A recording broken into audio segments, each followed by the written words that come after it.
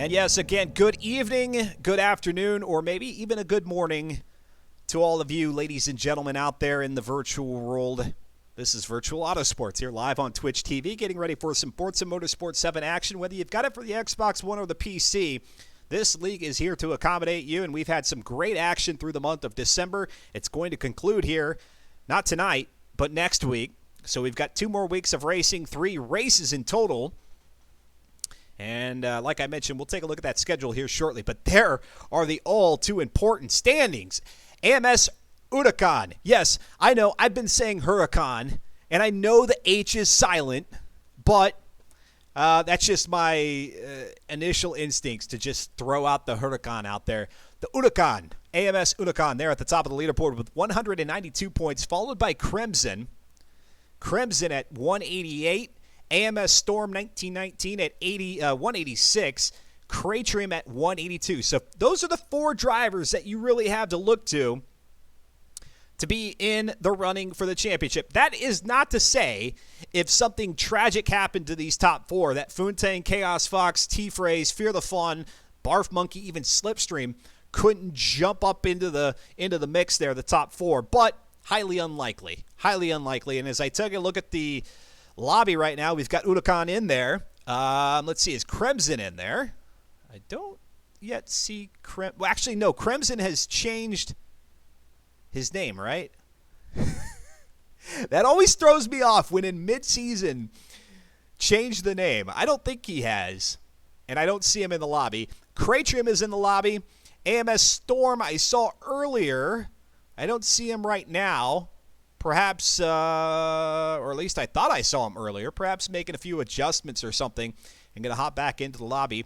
In addition to those 2 drivers that I've already announced, Cratrim and Huracan, we've got, and I know he's gonna harass me for butchering this name, but Cholesi/46. I'll just call him Slash from now on. Joe Beardy is here. LSEM Chaos Fox. Mesosphere is back in the mix. Again, returning to action here in week number 4 after a departure in 2 and 3.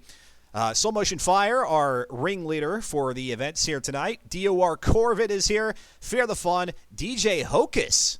DJ Hocus is in the mix in the lobby tonight.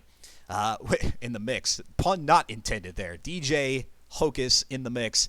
Weiss Lancelot, Modern Weapon, LMP Chicago, who was there in the pit lane saying, hey, I want to participate. Yeah, he's out there in the lobby right now. Going to give that RS500 a whirl around the track. Drex, and then a Randy's Gut. So a couple of new names out on the track tonight. And again, that is very much encouraged. If you are the least bit interested in league racing in Forza Motorsport 7, and again, whether you've got it for the Xbox One or the PC, you are welcome to participate with these folks. They'd love to have you. The only real prerequisite in terms of ability is that you race clean. You can be as slow as you want or as fast as you want, as long as you race clean. That is all that is asked. Back markers are not ghosted. That's one thing to keep in mind. So if you're a back marker, know that the other drivers, they can't just simply pass through you. This isn't a multiplayer lobby. This is as close to a track day-like simulation as you could possibly get, where you've got some qualifying and then some real racing action. And so, as such, ghosted cars are not a thing. Simulation damage is always turned on unless there's a track that they're racing at that does not have a pit lane. That's not the case here in the remaining 3 races tonight. And then there are chances from weather from time to time, although we've put the rain, the precipitation behind us here in Season 31. The only thing we have left now is tonight's Sebring short race in the dark, 23 laps around that track, and again, the short track. We were at the long track for week number 1, so we returned to Sebring International here 3 weeks apart from the initial kickoff of the season. And then, again, it'll be Silverstone National for the conclusion here on January 14th, a week from tonight. And I'm telling you all this without actually having the schedule up. Let me flash that up, and then we'll get back over here to the leaderboard so you all can take a look at that if you haven't had a chance to see where everybody is. But week number 4, that's tonight. There you go. Maple Valley full, followed by Sebring short. And then it is Silverstone National, that 76 lapper, which will be about an hour and a half, hour and 40 minutes or so, I'm calculating. So a pretty good like a semi-endurance event, and you know that the drivers will have to, I think, I say that as if it is inevitable, but then I say I think as if I don't know, that they will have to pit in that race either because of fuel or for tires. I think more so for tires than the fuel, although it very well could be both. We'll check with our drivers. We'll wait till next week to have that discussion. We'll talk about the here and now. Looking over there at the pit lane, the Twitch chat, we've got, who do we have here? Slow Motion Fires here, Norbert Blackcat, LMP Chicago. I'm going to try to throw that Chicago in there to get that the real sound, the real accent going. And I think I said AMS Storm. Mesosphere is here as well. LMP Chicago trying to get things sorted out with the Discord. Again, everything over there at the reddit.com/r/FM4. You go there, you can't go wrong because all the details are posted. And Moogly Ridge, thank you very much for the follow. Not too long ago, about 3 hours, getting ready for tonight's action, and great to see you tuned in for the race. And let's go ahead, now that you've seen the schedule well enough, let's go back to the standings there and just see how close it is in the top four. But don't get it twisted. It's not just about the top four. All the way back to 24th with Iceman Misfit, who's missed a couple of races. Otherwise, he would probably be a little bit higher on the leaderboard here. Everybody on through 24th, and even beyond the leaderboard, which you can't see, there are a couple of drivers who do not fall within the top 24.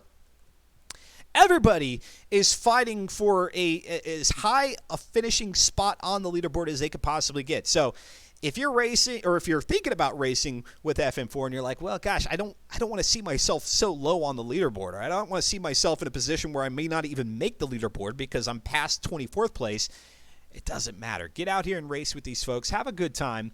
Boost your skill level over time, and who knows, you may find yourself running up here sooner rather than later. Mesosphere, hopefully my hands can take this. Sebring in particular causing a lot of vibration. And look at that. Nobody's in the queue for interview section. Well, maybe we'll get some of our drivers in here after the first race. A few little housekeeping things, by the way. And LMP Chicago's still looking for the Discord link. If somebody could hook up LMP Chicago, I would send it if I wasn't making sure that I have all my P's and Q's ready here for the race. A few housekeeping things. Hopefully the stream looks a little bit better, or a lot bit better here tonight. I've increased the bit rate, and I did a fresh cycle of my router and modem and all that. So hopefully those little glitches, those drop frames that we've been seeing the last couple of weeks, hopefully that has been solved, and hopefully the stream comes in at a little bit of a crisper quality because of that increased bitrate. I watched back the stream myself, and I said, you know what, I've got good enough internet that we can make this look better. So I hope that is, in fact, the case. Fawn 1 in, thank you for the follow. Moogly Ridge, who I mentioned earlier. War Fumo Mutso, I'm probably butchering that. Thank you for that follow a couple of days ago. Moogly Ridge saying, not able to compare the course, but it looks flawless, compare, of course, but it looks flawless on your mobile. Very good. Well, good. Hey, I'll take it. Mobile, on your big screen, wherever you're broadcasting us on here on Twitch. I greatly appreciate it. Oh, and look at that. Carry out. Subscribing with the Twitch Prime. Man, I want some carry out. All of a sudden, you're making me hungry. Carry out. I greatly appreciate that.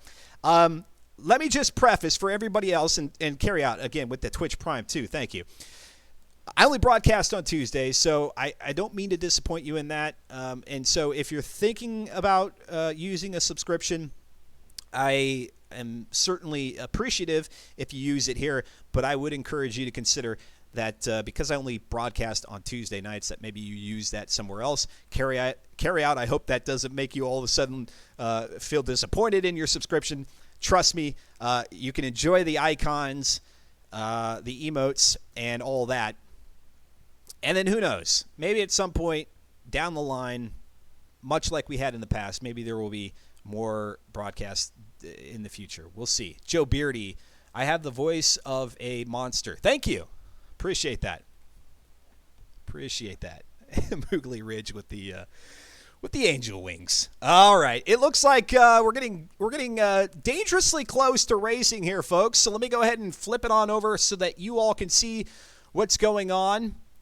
And it's been a while, man. It's been 3 weeks since we've been racing, so I'm a little rusty here as I clumsily click around on my my computer. But there we go. There's the lobby. 18 drivers on the track. Love it. 18 drivers. Carryout says I didn't. Oh my gosh, you guys are ridiculous. You did it for the voice. Well, I hope you enjoy the crash dummy icon next to your name, the emotes. And then also the other housekeeping thing I wanted to mention, we've got pit points now at the channel, so the longer you watch, the more points you accrue. Now, there's nothing special really that you could do with the pit points. I know Twitch gives some default options there, so those are available to you. However, that being said, I'm going to look here in the next couple of weeks of a way to devise more of an incentive for you all to stack those pit points. So that being said, I would encourage you to hold on to those and not use them for the petty little incentives that Twitch provides. I think there's like alter an emote, and I think one of them is like highlight your message. Slow Motion Fire telling me there in the Twitch chat. Here we go. All right. It's time for 3 laps of qualifying around the Maple Valley full circuit. Maple Valley full, and that's a 2.99, so just short of 3-mile track here somewhere. We suspect it's in Canada. I think at one point in the Forza, well, actually, no, there is a place annotated somewhere on the UI. It might be Canada, or it might just be somewhere up in the Pacific Northwest, maybe in Washington, because I think Turn 10 has admitted that the name Maple Valley is borrowed from a nearby park close to the Redmond area where Turn 10 Studios resides, I think. LSEM Chaos Fox saying, watch me do subpar. I'm going to doubt that. Chaos Fox joining the Forza Motorsport Spec Racing Series here in Season 31, I think for the first time ever, and doing a great job. I think Chaos Fox was actually even contemplating racing, and I apologize if I'm getting this wrong, Chaos Fox, but I think you were contemplating doing any more racing in Forza, and then you said, you know what, let me give this FM4 thing a shot, and you've done quite well so far. And Fawn saying, you've got this, Snowball. We're hanging tight here with Slow Motion Fire, again the ringleader here for the Forza Spec Racing Series for as long as the season, or as the series has been around, through all 31 seasons, dating back to the Forza Motorsport 4 days. So if you have any questions that aren't answered by the Reddit, which I find that hard to believe, then make sure you reach out and contact this guy over on the Discord, which the link should be in the Reddit channel or in the Reddit page, or you can also contact Slow Motion Fire on Xbox Live. I'm sure he'll be open to taking your questions there, so that way you too can participate. We'd love to see you out on the track. And again, we don't know what will happen in Season 32. That's one of the incentives that you have for winning the championship from season to season, is that the champion gets to pick the car for the subsequent season. And right now, that driver who is in the seat for that is AMS Huracan. Hanging out now with Sholesi. Again, man, Slash. I got to tell myself, let's just go with Slash. And Slash right now actually holding the top time at a 139.9. That's after the standing start. So here they are on their flying lap. And now AMS Storm jumps up there with a 139. Well, take that back. LMP Chicago racing for the first time here in FM4 at a 139.3. Let's go back there to LMP Chicago. Let's give our newcomer a little bit of camera love. How about it? And now that we've got some new viewers, some more viewers here joining us on a Tuesday evening, thank you all so much for being here. And again, if you'd like to say hello there in the chat, I would greatly appreciate that. Lets me know that we've got an engaged viewership. That's what I want more than anything. The subs, don't care about. Although I care about you subs. I care about you, but I don't care about racking those up. And the follows, those are fantastic. That lets me know as the broadcaster that you're enjoying the content. But really, if you're here watching, that's as good as anything. LMP Dragon saying Chicago going for it. LMP Dragon here to root on his teammate. And Dragon, if you want to tell me what the LMP stands for, we'd explain that team name, or at least the acronym designator on the front of Chicago's car. And now it's Shalesi now with a 136.5. And again, that's on the flying lap, the first flying lap for Shalesi. Everybody else will come across the line next time by the flag stand on their first flying lap, and then they've got one more. So if you have a dirty lap, which the fastest dirty lap will always be slower than the slowest clean lap on the grid. So if you post a fast lap, but it is dirty, you'll be put at the back of the pack, even behind those who had a slower clean lap. Makes sense, though. Foon is going to get the fastest dirty lap there, says Slapsvella. Slapsvella! Good to see you. Long time no see. Slapsvella rooting on his man Foon. Slapsvella, the man of many triangles.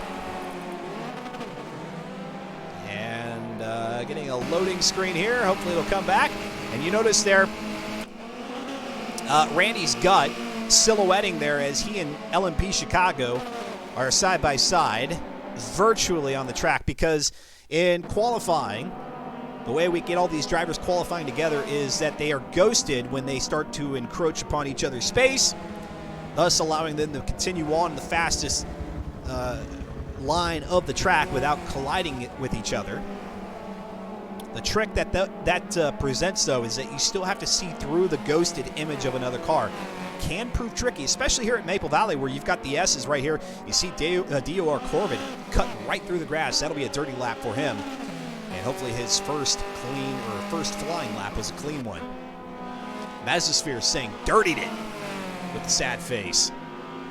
LMP Dragon, it's a question I get asked a lot, and I genuinely don't have a name. It originated more from where the team originated in Forza Motorsport 4. We did X-Class LMP cars regularly, and I wanted to name it after something the team originated from. 9 years later, they are still the LMP, the Le Mans prototype driving team, although I'm sure you guys drive other things now. You've graduated from the LMP class a time or two. All right, so we'll go back to the post-race results. We'll have to filter through the leaderboard to determine who has the quickest time. But as we look at it right now, Sholesi with a 136.5, and I got to stop saying that because he told me it is not Sholesi. I got to say just Slash. Chicago joined us last year. I've ran it since the 11th of October, 2011. Love that. I love these stories. I've been around in the Forza community for a long time. That doesn't mean that I'm not oblivious to some of the teams and the people that are out there in the community. So I love hearing these stories every single time. So LMP Dragon, I appreciate you speaking up there in the chat and giving us a little bit of a history of the LMP name here on Virtual Autosports. All right, there you go. Slash with a 136.5. Yeah, slow motion fire in Audrex. You may notice those two triangles on each of their times respectively. That annotates a dirty fat. And that'll put them toward the back of the pack. To the back of the pack they will go. And there we go. That's what I'm looking for. We're going to mute that audio a little bit. And we'll turn to the driver's queue for interview section, and nobody's in there. You guys are all very shy tonight. We're going to get somebody in there, I promise you. DOR Corbett with a 137.8, Slipstream with a 139.1. So Slash's time looking really good so far. Udakan there with a 137.0. LSM Chaos Fox at a 142.5. AMS Storm at a 137.2. LMP Chicago with a 139. I almost said a 29. That would have been extremely fast. 139.3. Mind you, this guy just put his car together getting ready for this race not more than 20-30 minutes before things got kicked off. So LMP Chicago showing his ability early, very early. Randy's Gut with a dirty lap at a 141.3. Fear the Fun with a 139.2. Funtang 139.4. DJ Hocus, a 142.5. Modern Weapon with that 143.3 dirty. Weiss Lancelot, 141.8. Cratrim with a 137.2. You see Joe Beardy were unable to finish, him and Mesosphere. getting DNFs, but they do have a couple of times recorded there, 147.2 and a 140.2, respectively. And so that's going to put Slash. That'll put Slash out there on the pole position. How about that? How about that? And we'll go ahead and flash the standings back up. And while we've got those standings up, let's go ahead and turn over to the driver's spotlight section and turn to Mesosphere. And Mesosphere, I know you mentioned it publicly on Twitter, but I'll just quickly get to the chase and say, hey, man, I hope you're doing well, but it's good to see you out here on the track tonight. Yeah, it's been a rough few months, but I particularly wanted to come back because, hey, I got to pick this car and I've only got to race it once, so I needed to come here again. Very good. I love that. And I don't know, for a lot of us in the Forza community, and I think this is true just for gamers in general, there's a little bit of therapy in coming back and hanging out with the folks that you game with and playing the game that you love, yeah? To an extent, yeah. To an extent. The main problem I've got right now isn't so much a mental one. It's the medication I'm on has hypersensitivity as a side effect. So the vibrations that you get from the game pads and steering wheels and things like that literally make my skin crawl. So it's quite an uncomfortable experience playing Forza at the moment, which is a real shame because I love the game. But, yeah, and talking with Mesosphere here, Season 31 of the Forza Spec Racing Series. Mezza, we were out here at Maple Valley about 2 seasons ago, and I'm trying to recall the car that it was, but it turned out being one of the most frustrating races of that season. I could just remember the frustration and the disappointment in your voice coming out of the race where you started on the very first lap, heading into one of the tire walls there on the early part of the chicanes here on the full circuit. Things maybe looking a bit better with this field of cars and hopefully a much fuller race. It's a nice full race. To be honest, I'm mainly looking just to get to the end of it at the moment. My pace isn't there. I haven't been able to play Forza in like a month, literally since my last real play with the FM4 crew. So my pace isn't there, and like I say, it's quite uncomfortable for me at the moment. So at the moment, I'm here to mix it, hopefully get a good race, and we'll see how it goes. I'm not thinking about last time I was here because, as you put it, it was quite well. It put me out of a championship. So yeah, it was quite a not a fun race. But having said that, I don't mind the track. So I'm just annoyed that I'm struggling to get a clean lap through some of the sections. But hopefully during race trim, I get a bit more practice. Leave it up to me to bring up bad memories of the last time you were out at Maple Valley. But hey, that's my unofficial job, even though this is not a job. They ask the hard questions. Mesosphere, let me pick your brain just for a second here. Now it looks like Slash is going to end up on the pole for this race. Do you have any history with racing with Slash 46? Because he was here earlier in the season, but we quite a lot. He's very, very good. Yeah. Skolzy, by the way, is how you pronounce the first bit. Okay. Yeah, Skolzy. So, but Skolzy. Yeah, he's very fast, and that lap won't be kind of any flash in the pan. I imagine if he's bringing his A game today, he'll be mixing it with Huracan and the rest of basically the rest of that top 4 of the championship. He'll be up there mixing it with them, no doubts about that. And then we had LMP Dragon there in the pit lane, giving us a little backstory about the LMP team, dating back to about 9 years ago. Have you raced with LMP Chicago before? I don't believe so. Or at least if I have, it wasn't under that game attack. But yeah, we'll see how it goes. But yeah, unfortunately, I've got no information on him. And so I'll leave you with this last thing to say, hey, that's the great thing about the Forza Spec Racing Series is that from week to week, anybody can really jump in and have a good time. So it's great to see some new faces in here, and I think that probably brings some challenges to folks like yourself who have won some championships, and these folks are coming in and say, let me give it a shot. Oh, the more the absolute merrier. If you think, I'm too slow, no, you're not. If you think, there's nobody there that's going to challenge me, some of these guys are FRC grade. So, no, it doesn't matter what your pace is, you'll find somebody to race against. So, jump on in. even if not this season, although I still recommend you would, if we got some space, get some experience. But otherwise, jump in season 32. It'll be coming up in, I think, about a month from now, because there's usually a few week gap whilst they prep the new cars for each season. But yeah, jump in. The whole gang is amazing, and the broadcasts have been wonderful. Thank you once again for all you do to help promote this series. You bet. And thanks for extending the invitation to all of our viewers. Mesosphere, great chatting with you. Best of luck to you here at Maple Valley. Thank you very much.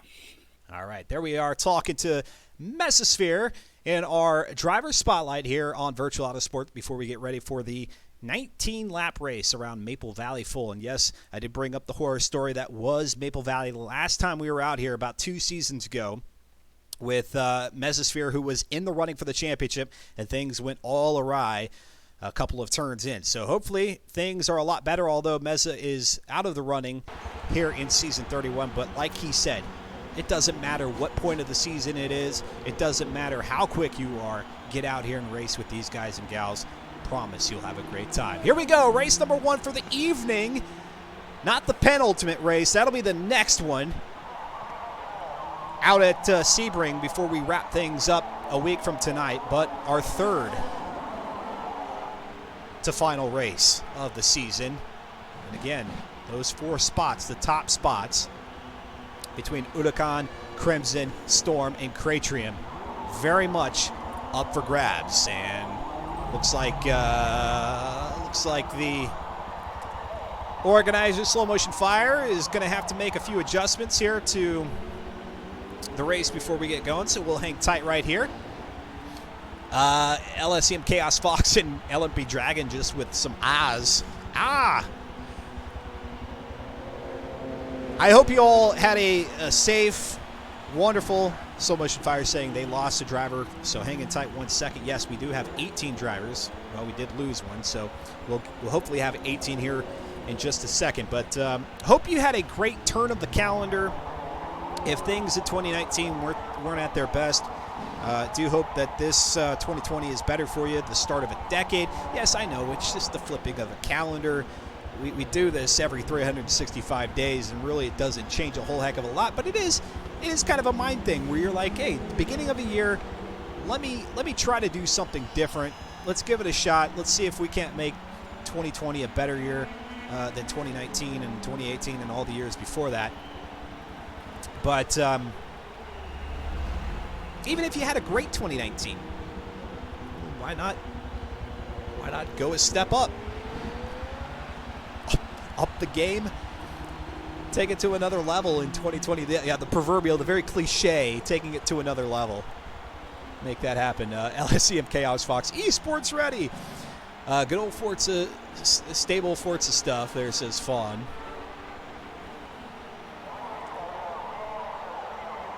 Forza 7 has its kinks that obviously we hope get ironed out as the next Forza Motorsport or whatever it's going to be. All we know is that it is motorsport-esque, because that's what Chris Sasaki has told us, is that the next motorsport experience, that's what they've called it, dubbed it so far. That's how they've referenced it, is the next motorsport experience. Whatever it is going to be, hopefully a lot of these things have been ironed out, and it is more I know esports ready is a meme, but it actually has some purpose behind it, meaning that hopefully we can have events like these, and then the upper echelon type events with as few problems as possible, with more capability, more ways to broadcast, better camera views, all that fun stuff. All right, here we go, folks. It's time. 19 laps around Maple Valley 2.99 circuit. And here's where our pole sitter / Sholasi will go ahead, and at any moment he'll signal, pardon me, man, lost my voice there for a second, signal the start of the race by accelerating off the line, kick the tires, light the fires. Here we go. Week number 4 is underway in season 31 of the Forza Spec Racing Series. Let's go ahead and return to the front of the pack with Cratrium in third, Sholasi up there in first, AMS Udakan, our leaderboard, heading into week number 4 in second. And side by side with Cratrium, now taking number 3, P3 position, it's going to be AMS Storm. And there goes Corbin now to the inside of Cratrium, who's going to fall back to 5th. And it looks like maybe in another move with Slipstream. And actually now it's Chicago there, who is right on the heels of Cratrium. Let's go up to Udakan in 2nd position. He's behind Sholesi. It's Udakan, Storm, Corvid, Cratrium, Chicago, Slipstream, Fear the Fun, Mesosphere, and Funtang. That's your top 10. Once we get past lap 1 and a little bit further down, we'll see if we can't take a little bit further back, look a little bit further back in the pack to see where everybody else is sorting themselves out. Here comes Udakan up the track. We got this very difficult, at least for me, very difficult right-hander, swooping right-hander coming uphill, and you think, oh, there's going to be a little bit of banking on the outside to help bring my car in, rope it in. No, that's not the case at all. You'll find yourself out into the grass quickly, and that inevitably lands you up onto the guardrail. You've got some room to move around here on the edges of the track, but with this grass being very slick as it is, it's difficult. It's difficult to get the car turned back into the right direction, and what a beautiful battle we have up here, 1st, 2nd, and 3rd. It's not the same 3 drivers that we have on the leaderboard, although Udakan is in the mix. Well, and Storm in there as well, the 2 AMS drivers, Alien Motorsport team, representing very well here in FM4 with 2 of the drivers in the top 4. Corvid still there in 4th. Chicago is now moved up to 5th. Fear the Fun in 6th. Slipstream in 7th. Mesa and Cratrium now all the way back to 9th position. Let's go ahead and hop on board with AMS Storm, who rides in 3rd, right there behind his teammate, although there aren't necessarily there are no team points here in FM4. You could certainly race, quote-unquote, in a team, but there's no team championship in FM4, and there goes Udakan looking to the inside, coming out of the hairpin here at Maple Valley, the fictional circuit underneath the bridge on this figure 8 circuit. Now here's the corner I was telling you about, this swooping uphill right-hander. And you hear Storm getting off the throttle, keeping the car on the asphalt, and now here they come through the S's. Kicking up a little grass is Udakan. There goes Sholesi. Now downhill, and this could be very fun, but it's one of those segments of the track, a complex section of the track that you gotta nail it to come out nice and clean here toward the start-finish line. And Sholesi, Udakan. Oh, Skolsi. Gosh, there I go again. Skolsi. Oh my gosh, I'm so horrible. Sorry, Ben McKenna. I know Ben's in there trying to correct me. I'm just butchering it. That's why I said I'm just going to go with Slash. Let's go ahead and hop off the camera, the onboard camera there of Storm. And let's go back up to Udakan right now as he continues to haunt the rear bumper of Slash's RS500. A700 class here in FM4. 363 horsepower, 299 foot-pounds of torque, and a curb weight of 2,367 pounds. Ben saying, if that's the biggest issue you have, you're nailing it. It is my biggest issue, the names. To me, when I see it, I see Sholesi. And I want to be like kind of like an Italian style, like Sholesi. But it's not. It really isn't. And here comes Storm now creeping up on Udakan. Both of them sporting the on-brand AMS neon green and black colors. Looking to see if AMS will be participating in the spring Forza Racing Championship that was announced at the conclusion of the 2019 running. And here we go with a black screen, meaning somebody unfortunately has probably dropped out, and we'll get that information shortly. And there goes Udakan spinning across the line. He's got the brake lamps on, so he's applying the brakes, trying to get it all sorted back out. Now he spins out again. Wow, not entirely sure what happened there. And now it's going to be Skolesi Storm, DOR Corvid, LMP Chicago in 4th, Mesosphere jumping up to 5th. Mesosphere, after telling us that he was not feeling at his best here tonight, just wanted to come out, mix it up a little bit, do his thing, have some fun with the guys of F and 4, finding himself up there in 5th position. Let's go back to Skolsey, who has now dropped back to 2nd with AMS Storm taking P1.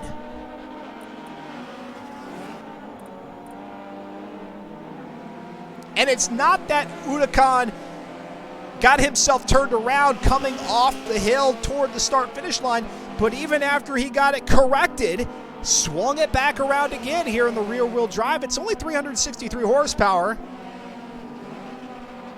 but plenty of horsepower to send the car into a spin. And now AMS Storm looking a little bit sideways coming up the hill. That's going to allow Skolesi to the inside, now the outside through the left-hander as they come up to the S's, past the rocks here at Maple Valley. Beautiful track that dates back to the original Forza Motorsport. It disappeared for a couple of iterations, and then it came back. Here they come through the downhill section, and here's where Udakan had so much trouble last time through. And it's going to be Storm, Skolesi, Skolsey, gosh, DOR Corvid, LMP Chicago, no, actually that's, it is Chicago. LMP Chicago up to 4th. You remember when Meso was part of PTG, says LMP Dragon there in the pit lane. Yeah, drivers move around quite a bit, right? Quite a bit. Thanks, Ben McKenna. Ben's my cheerleader there in the pit lane, letting me know that everything is okay. You're all right, Dustin. You're doing okay. Thanks, Coach. Thanks, Coach. All right, so as things start to space themselves out here through the top 4, of course, that'll probably change pretty quickly, but let's look a little bit further back. Audrex is in 6th. You've got Udakan now back into 7th after that misfire a couple of laps ago. CMB Slipstream in 8th. Joe Beardy in 9th. Let's go to Slow Motion Fire in 10th position. Slow Motion Fire, I think, had a dirty lap, so to make himself move up the pack about halfway through, quite a great run. And look at this. We've got 2 wide now through the horse show. Joe Beardy, Funtang there in 9th, Slipstream in 10th. And back behind him, it's going to be DJ Hocus. So at mid-pack, expectedly, or as we would expect, quite a grouping of cars. Kratrium unfortunately dropping back massively to 13th position. Fear the Fun not having a good run. He's in 14th.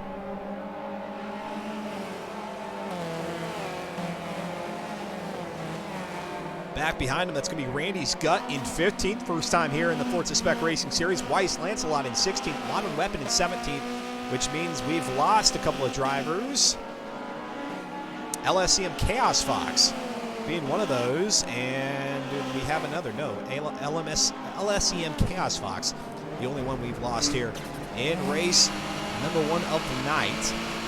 It'll be race number 7 of the season. Let's go back up to 2nd. It is Skolsey.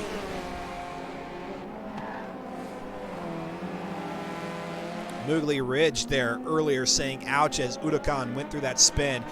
And now Skolsey has a pretty good bit of separation on 2nd and 3rd, that being Corvid and Chicago. Where is Storm?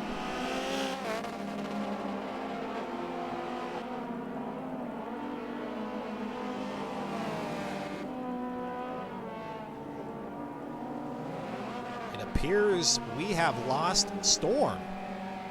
As I flip through the map, I'm not seeing him unless I'm, Storm is DNF'd, unfortunately. You hate to see it. The only thing we can really do is chalk that up to an engine malfunction in the real world. That's really all you can do. Chaos Fox saying, what a great time for the internet to die.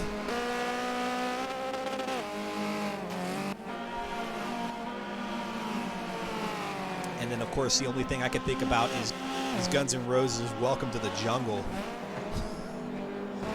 You're gonna die!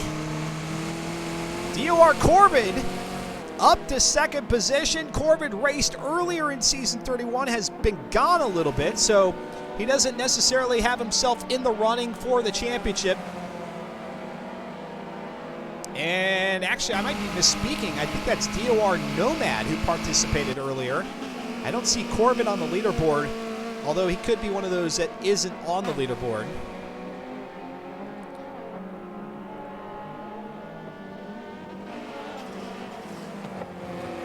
And as Corbin and Chicago get around the track, let's look for a little bit of a closer battle at the moment. It is Mesosphere up to 4th now. Udakan has managed to grab a couple of positions up to 5th. Odge Rex in 6th.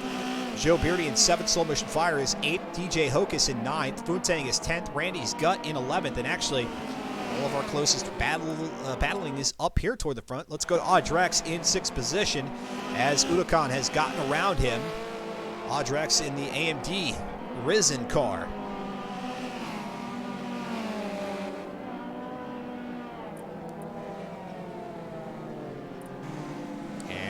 With now Udakan disappearing out in front of Audrex. Let's go back for our battle, back to our battle for second. LMP Chicago closing in on Corvid. LMP's car, all black there, a late add to the roster, and we love that. We love seeing the new drivers joining the action out here on the track, even though they're not in the running for the championship.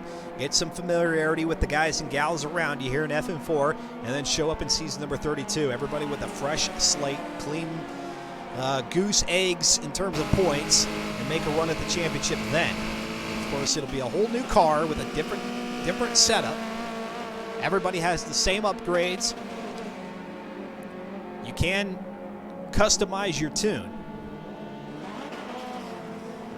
Set your car up for success depending on the tracks that you head out to here in FM4, and for season 31 it's been a diverse, an eclectic assortment of cars. Sebring and Suzuka there in week number 1. Then it was Homestead Road Circuit with the Bernese Alps in week number 3. We're at Road Atlanta, and then we had that giant oval, the Indy Brickyard race. Now it's Maple Valley and Sebring Short a little bit later on tonight.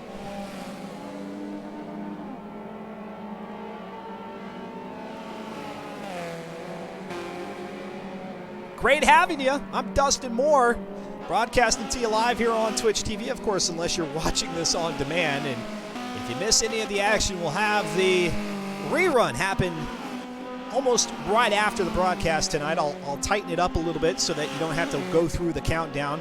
We'll get it to the pre-race activities, and here comes Chicago to the inside of Corbett through turn 1, and I would even call this turn 2 here at Maple Valley. Such a long, everlasting right-hander before you sweep it to the left. You've got a little bit of a jump. We'll see if they get some air underneath the tires here, underneath the Xbox One bridge. Maybe you can get a sheet of paper under the front wheels. Oh yeah, and a new picture of me. Not the button up and tie picture, but my Forza Motorsport jacket picture.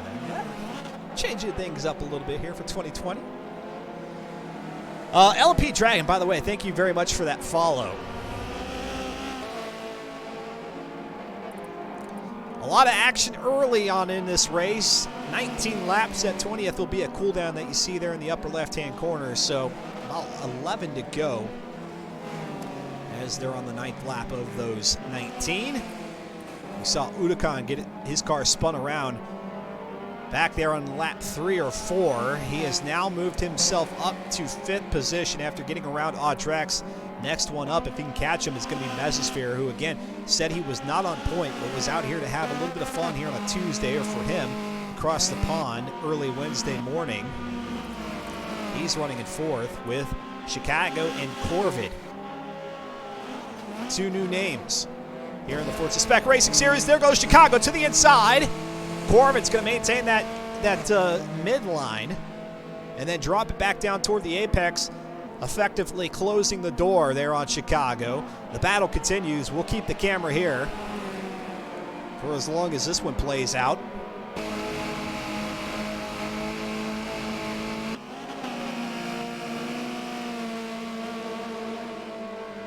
Corvette is Crimson. That's right. That's right. That's what it was. I knew Crimson changed his name, and that's what it is. So we'll have to get that sorted out on the leaderboard, and that'll help me out. Corvette is Crimson. And that's what it was, is that I think he made the change there ahead of week number 3. And then so for the 3 weeks that we've been on the holiday break here, brain fart. That's the medical term, by the way, is brain fart. Gonna go ahead and make that tactical DC so I can keep up with Jeopardy, says AMS Storm. Fair enough. And Chicago is still looking for a way around Crimson. Mooley Ridge saying this is tight. It is, and obviously we wish that there were a little bit a few more battles out there on the track, but this happens from time to time where you got a race that maybe you only have really one close. Whoa, what happened there is, it looked like, yeah, actually it was one of the lapped vehicles. It was Modern Weapon there in 16th position who came off the accelerator on the front straightaway, allowing second and third to get on by cleanly. So I saw somebody as a blur there in the background, and now it looks like Corvette and Chicago starting to reel in Scholesy. Perhaps the duo pairing up here to propel themselves around the fictional circuit of Maple Valley. Looks like a late day setting here. No chance of rain. You can have some precipitation here at Maple Valley. That is not the case for this race. The only time that we had rain here in Season 31 was back at Homestead for race number 3 of week 2. Homestead Road Circuit alternate. That was a good one. And perhaps Chicago at this point, keeping it so close to Corvette, just looking for Corvette to make a mistake instead of trying to press the issue with about 9 laps remaining here as they get ready to head back toward the start-finish line. So strategically hanging back for right now. A little bit of tire smoke there. Oh, and here comes Chicago into pit lane. So is there indeed going to be a pit stop necessary?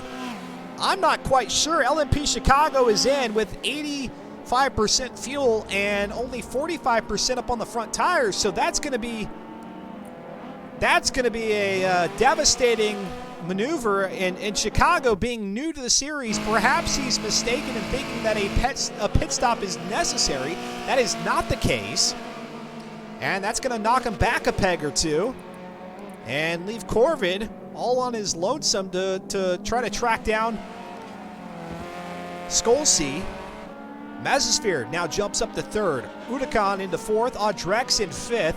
Joe Beardy in 6th. And LMP Chicago coming out of pit lane, out of the big sweeping right-hander in 7th. LMP Dragon saying could be a tactical pit stop.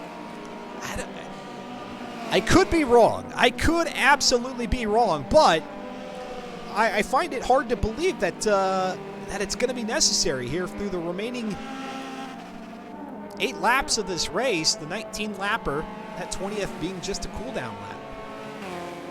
Fresher rubber means more pace in theory. It could, but 45% tire wear up in the front where you've got all that weight.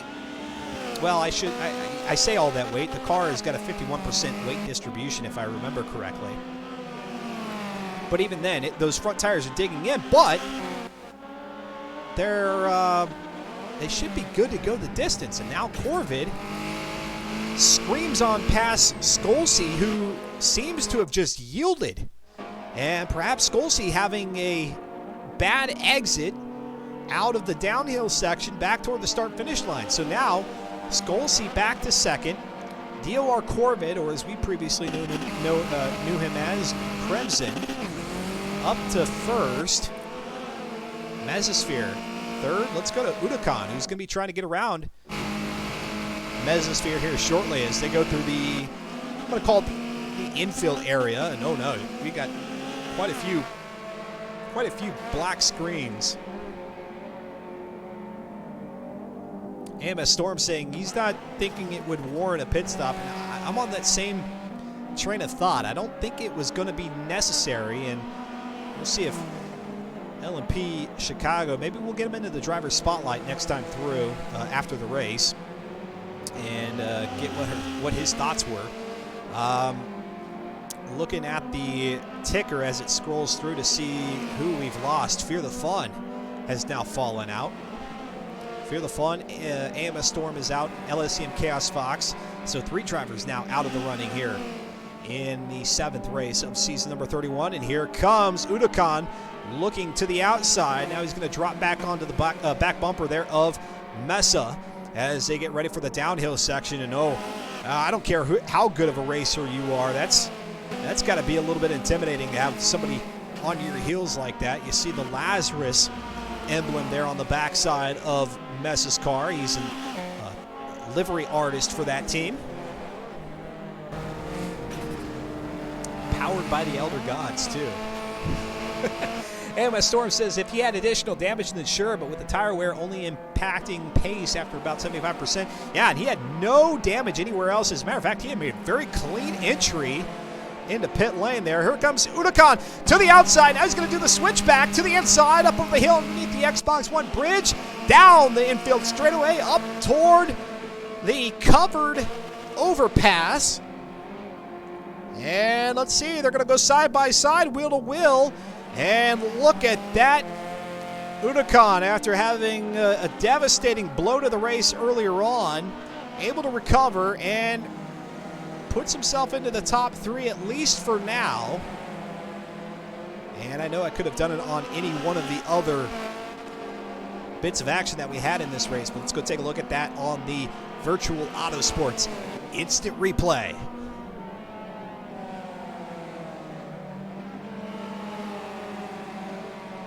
LMP Dragon saying, I'd love to participate, but in the UK, time zones aren't in your favor. Yeah, it's an early Wednesday morning for you. And yes, that's what I love about these races. I know it doesn't work best for you in your time zone, but man, what a great way to get through the Tuesday on into the hump day.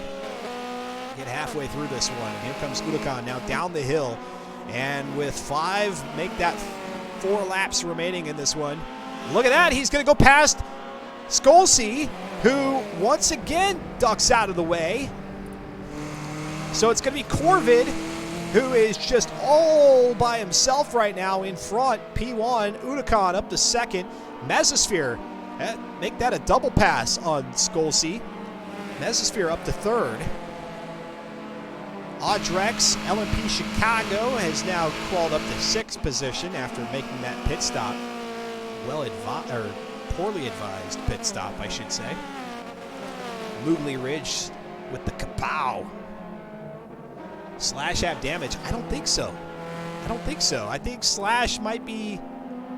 I don't know if Slash is like, hey guys, I'm not necessarily in the running for points, so feel free to go. No, well, yeah, he does. 100% transmission damage.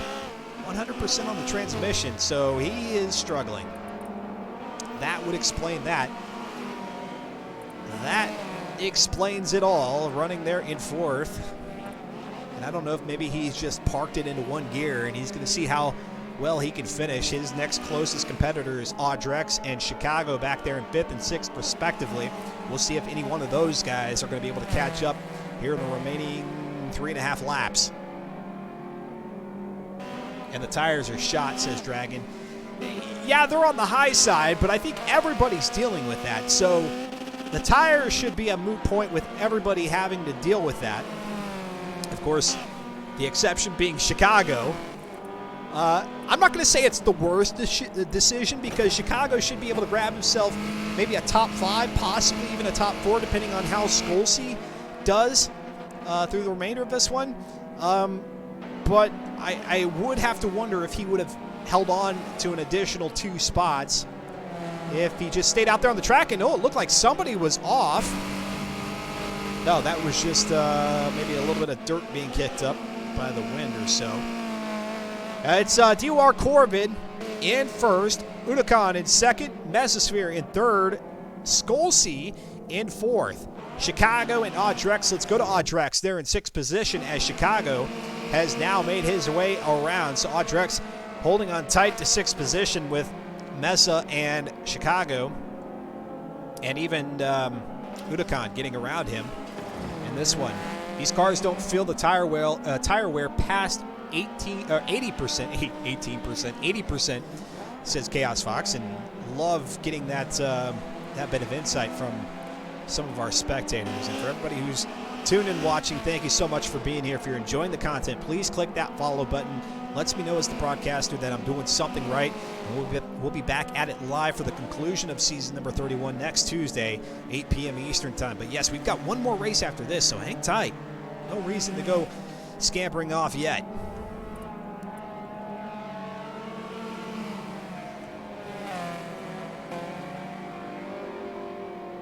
Joe Beardy in seventh. Let's go to Slow Motion Fire in eighth, who's trying to make a move here on Joe Beardy.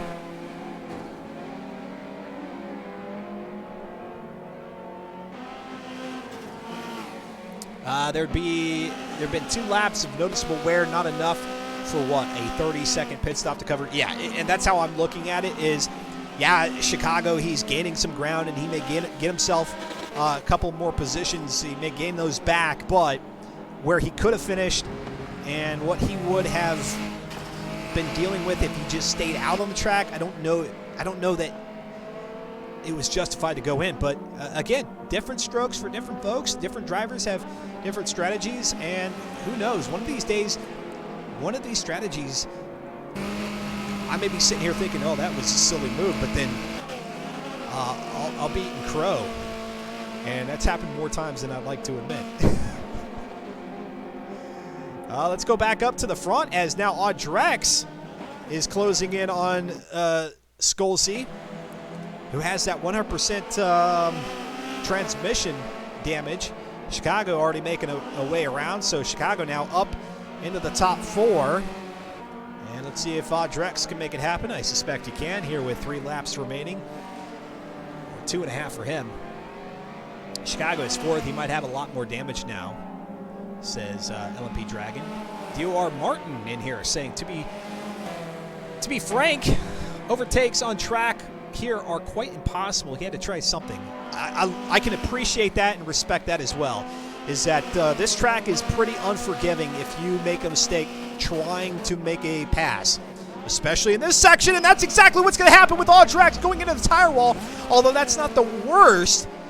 That's not the worst scenario I've ever seen coming out of that section. That was probably the most tame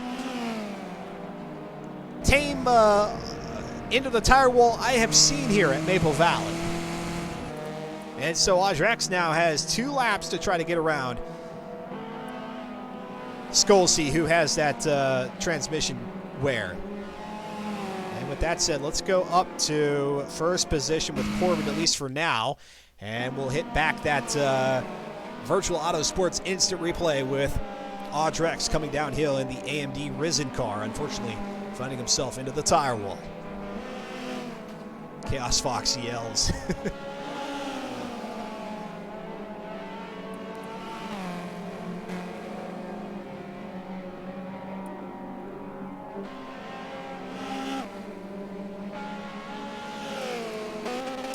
Refresher of the standings. DOR Corbin up in front. Unicon in P2. P3 is Mesa. 4th is Chicago. Skolsey falling back to 5th now. Audrex in 6th, who is trying to catch up, and he will. So let's return to Audrex here. As here on this final lap, the white flag flying for DOR Corbin, who has crossed the line. Audrex will do so shortly. And just a heads up, folks, after this race concludes, I'll do a quick little 180-second ad break. The purpose of that is not so that you all get ads and so that I get revenue. I don't see anything here on this channel. Instead, that's so that anybody who joins the action a little bit later on in the broadcast can avoid those pre-rolls. So allow me to catch my breath. I'll take note of who finishes where. We'll go to our driver spotlight following those ads. and see what all of our drivers thought of this race here today, our first of the night. DOR Corvid now coming around the track. He's got a couple of back markers to contend with. Let's go see how that plays itself out as he comes through that swooping right-hander uphill. It's going to be 15th, the Modern Weapon, and Weiss Lancelot there in 14th position. And I think Weiss Lancelot is actually a lap up on Modern Weapon, so I don't believe there's a true battle for position there. And here comes Corvid. He's going to snake his way through, work to the inside there on Modern Weapon, and I think that's all he'll have to do here on the back markers. Coming down the hill to the final right-hander. Checkered flies DOR Corvid, or Crimson, with the win here at Maple Valley. That'll bode well for him in the standings. Udakan, our leaderboard leader coming into week number 4, will finish in second position. Slams it right there into the back end. Mesosphere across the line in third. LMP Chicago in fourth. Fifth is Audrex. Skolsey there in sixth.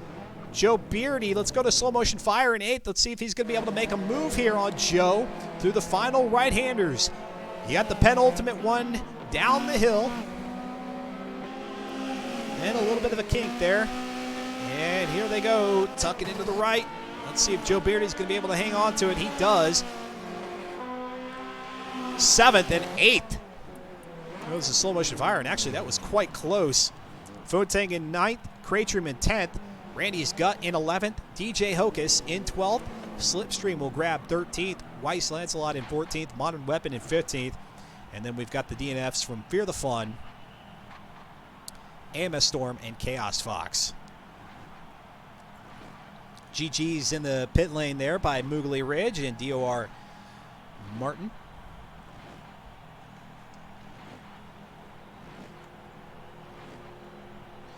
And with that said, folks, like I said, we're going to do a quick little, well, as quick as 180 seconds can be. We'll run these ads. It'll prevent any of our folks who join us in the broadcast a little bit later on, prevent them from having to see the pre-roll ads, and then we'll be right back to talk to some of our drivers in the driver's spotlight.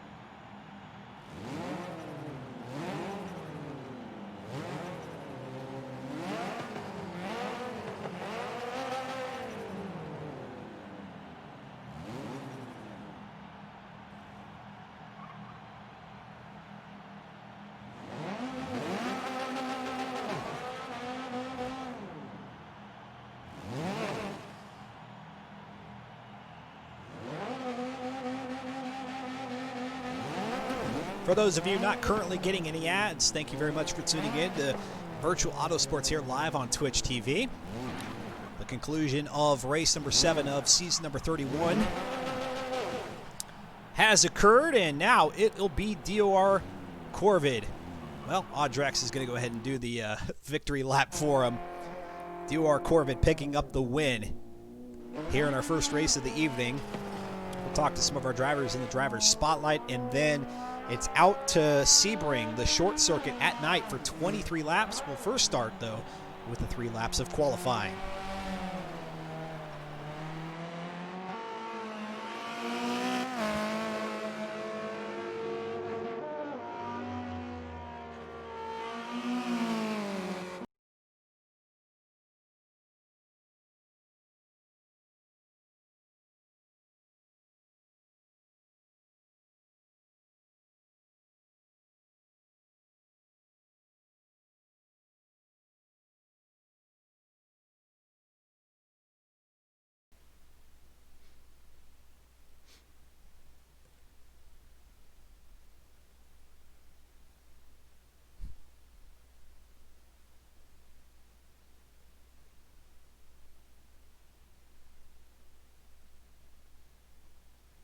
Ladies and gentlemen, welcome back. And there you go, taking a look at the standings entering week number 4. So those aren't reflecting the points that may have been garnered in that race that just happened out there at Maple Valley. And speaking of that race out there at Maple Valley, we've got our winner of the first one of the night, DOR Corvid, formerly known as Crimson, here in the driver's spotlight. Congratulations on the win. Thank you. So Skolsey, who was out there in front, ran into some transmission issues. Is that something that is you got to avoid here on the RS500? Is that something that's maybe particular about this car that you got to be careful in the way that you drive it? I personally haven't had an issue with that, but I tend to be a bit more conservative on shifting anyway. But I know that's been one of the main factors to me being as competitive this season as I have been. The AMS guys have tended to get some engine and transmission damage, and that's put me on their pace. Short of that, they'd be miles ahead of me every week. Talking with DOR Corbett, our winner out here at Maple Valley for the first race of the night. It's been 3 weeks since we were out there at week number 3 at Road Atlanta, the Indianapolis Brickyard. Did you get any more stick time with the car, or did you just kind of show up cold here tonight? I did about an hour of practice with this car around noon today. That's been about it. I've been tuning cars for Daytona with Tora next week, so I'm pretty cold with this car. I almost had an Indianapolis tune for this round. Luckily, Storm warned us against doing that. So yeah, and as we get ready to go out here to Sebring, the short track, we've already been out there once back in week number 1. And as a matter of fact, that was the first race of season number 31.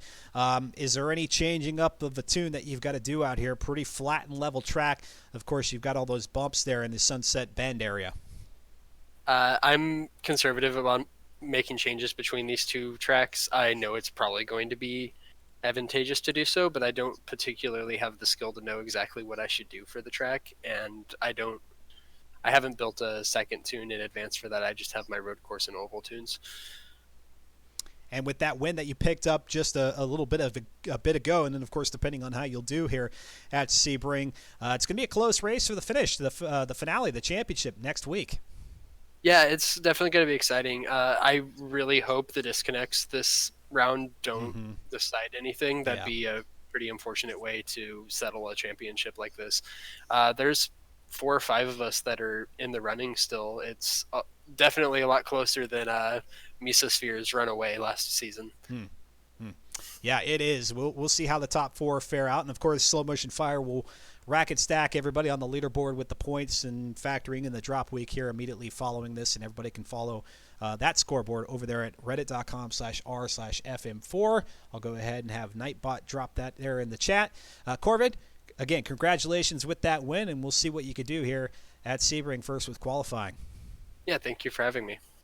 All right, and we've got a lot of drivers here in the queue for an interview, so we're going to run through these quickly. Let's go ahead and bring in LMP Chicago, showing up for the first time here in the Forza Spec Racing Series. And Chicago, you got to unmute your mic there, so go ahead and give that a whirl. But tell us a little bit about the rationale there. You went into the pit lane about a little bit more than halfway through that race at Maple Valley. And we'll see if Chicago unmutes. Is it going to work? Can't unmute, says Chicago. Well, I can't unmute you. All I can do is mute you. We'll go ahead and have Chicago jump out, and let's go to Mesosphere, who managed to finish in third, top 3 finish out there at Maple Valley. That's a great way to redeem yourself here at Maple Valley in FM4. Yeah, I'll consider myself quite fortunate insofar as various had incidences, we'll just say, and connection issues.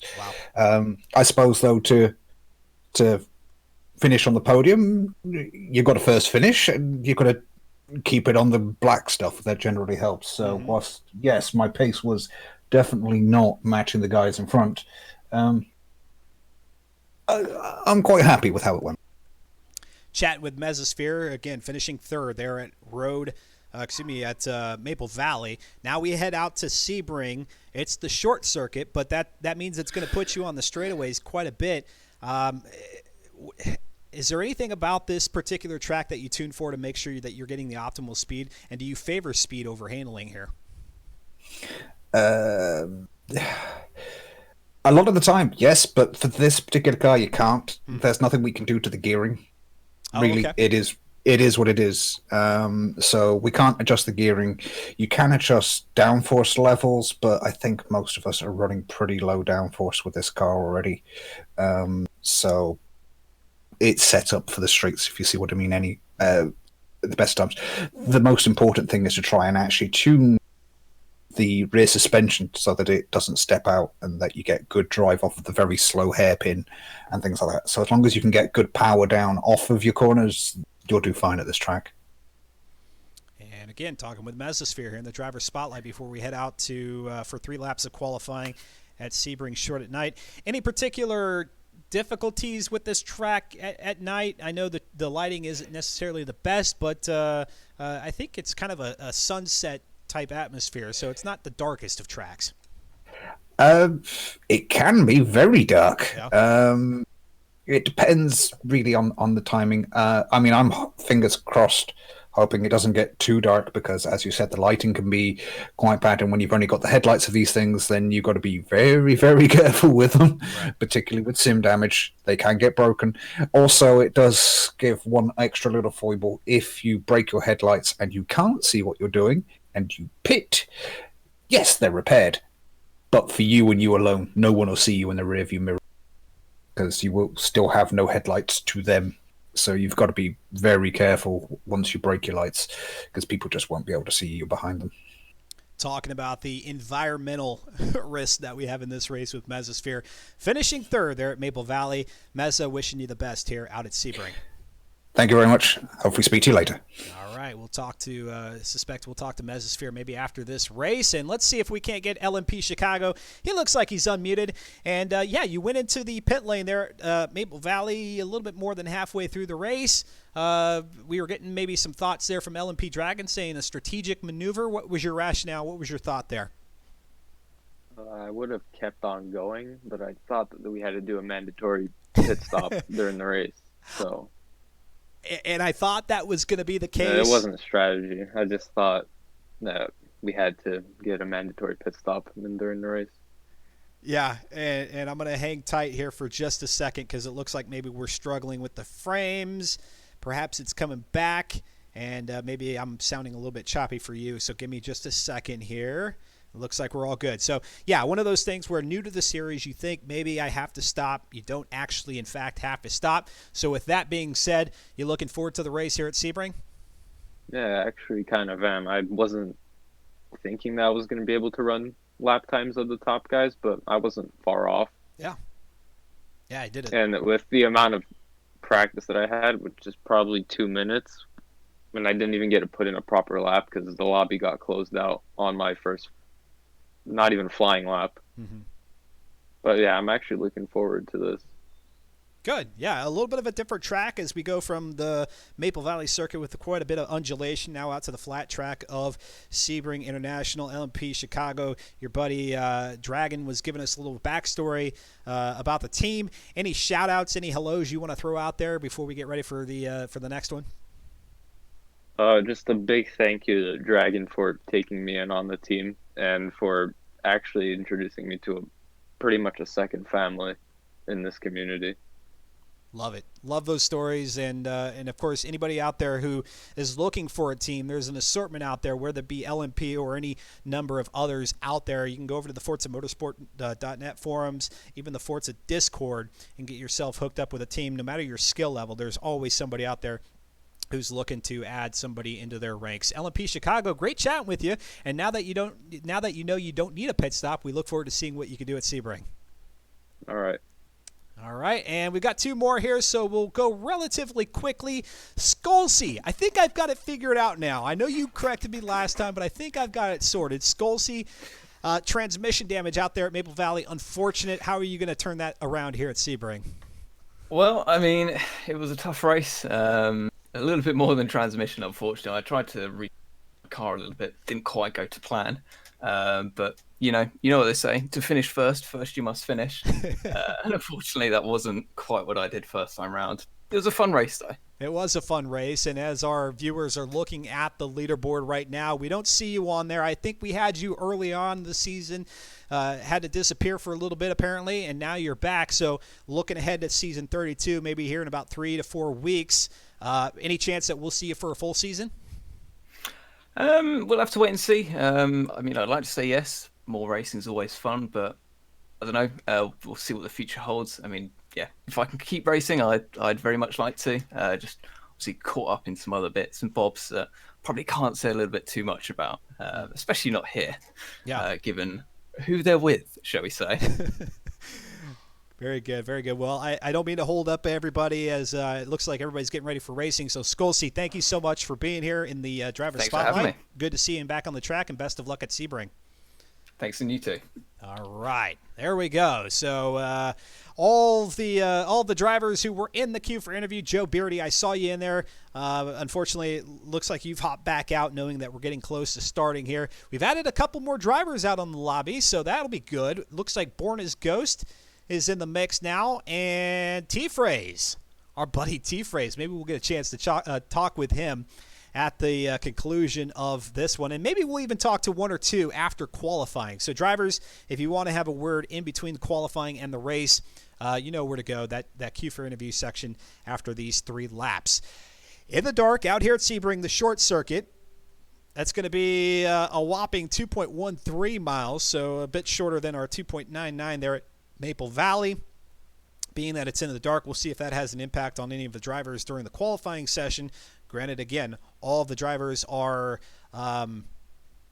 going to be ghosted as they get around the track, but still, that adds a little bit of an element of difficulty when you see other cars out there on the track that you have to contend with, at least vision-wise. And Slow Motion Fire telling me to spectate. I'm in spectate mode. I'm good to go. Looks like we're waiting for DJ Hocus to ready up. Everybody's getting uneasy. Oh, look at that. Look at you guys with your twinkling check marks. LMP Dragon saying just join the red. And it's not mine. I just broadcast the race, Slow Motion Fire. He's the one that takes all the kudos for setting this up. I used to broadcast a lot more than I do now. It used to be 3 times a week. Now we're down to just Tuesdays. But it's all thanks to Slow Motion Fire for having me back after about a 2-season hiatus and getting back into things here on Tuesdays as we load up into the lobby. And here we go, so Slow.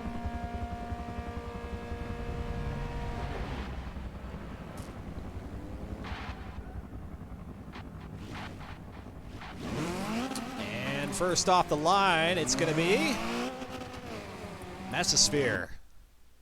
And we'll go ahead and go up to Mesa as he goes underneath the Mobile One bridge. And yeah, look at this. It's not even the sunset. Well, actually, it kind of is. Yeah, the fireworks overhead. I tell you what, Forza Motorsport 7 is a beautiful looking game. I only wish there was maybe a little bit more realistic lighting, the likes of Gran Turismo, but a beautiful looking game. If you don't yet have Forza Motorsport 7, I do believe it is included with the Xbox Game Pass, although I might be misspeaking there. It might just be Forza Horizon 4.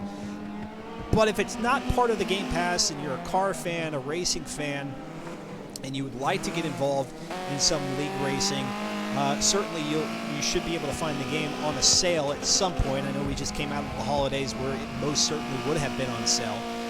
But if you're not looking to buy it at full price or whatever the price is currently, hang tight. It'll probably go on sale. And then we're anticipating the next motorsport experience, as Chris Sasaki and team have told us. Looking forward to that, possibly here toward the end of the year. The time they have not yet confirmed. Maybe we'll see something at E3 or perhaps even a little bit sooner. But I'm guessing it's going to be an Xbox Series X launch title. It's just purely my speculation, but racing games, and I know I've said this a gazillion times, racing games are a great game to benchmark in terms of quality of graphics and performance, because when you've got subjects that are moving this quickly in a world, fairly detailed world at that, it helps show off the prowess of consoles, or in the case that we're seeing the stream here from a PC. So I'm thinking it will be a debut title.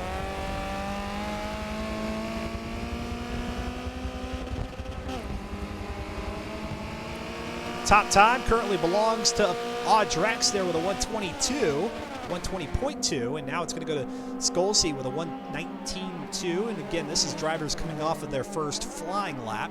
We'll see what happens on their second one. Meza underneath the bridge here at Sunset Bend. Let's go up to our quick time driver, Skolsey.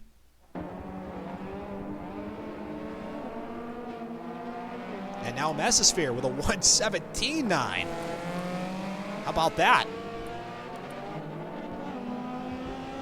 Joe Beardy. Joe Beardy with a 117.7. Joe Beardy. So just a reminder, folks, I told you at the beginning of the season that Joe Beardy was a name to look out for. Yeah.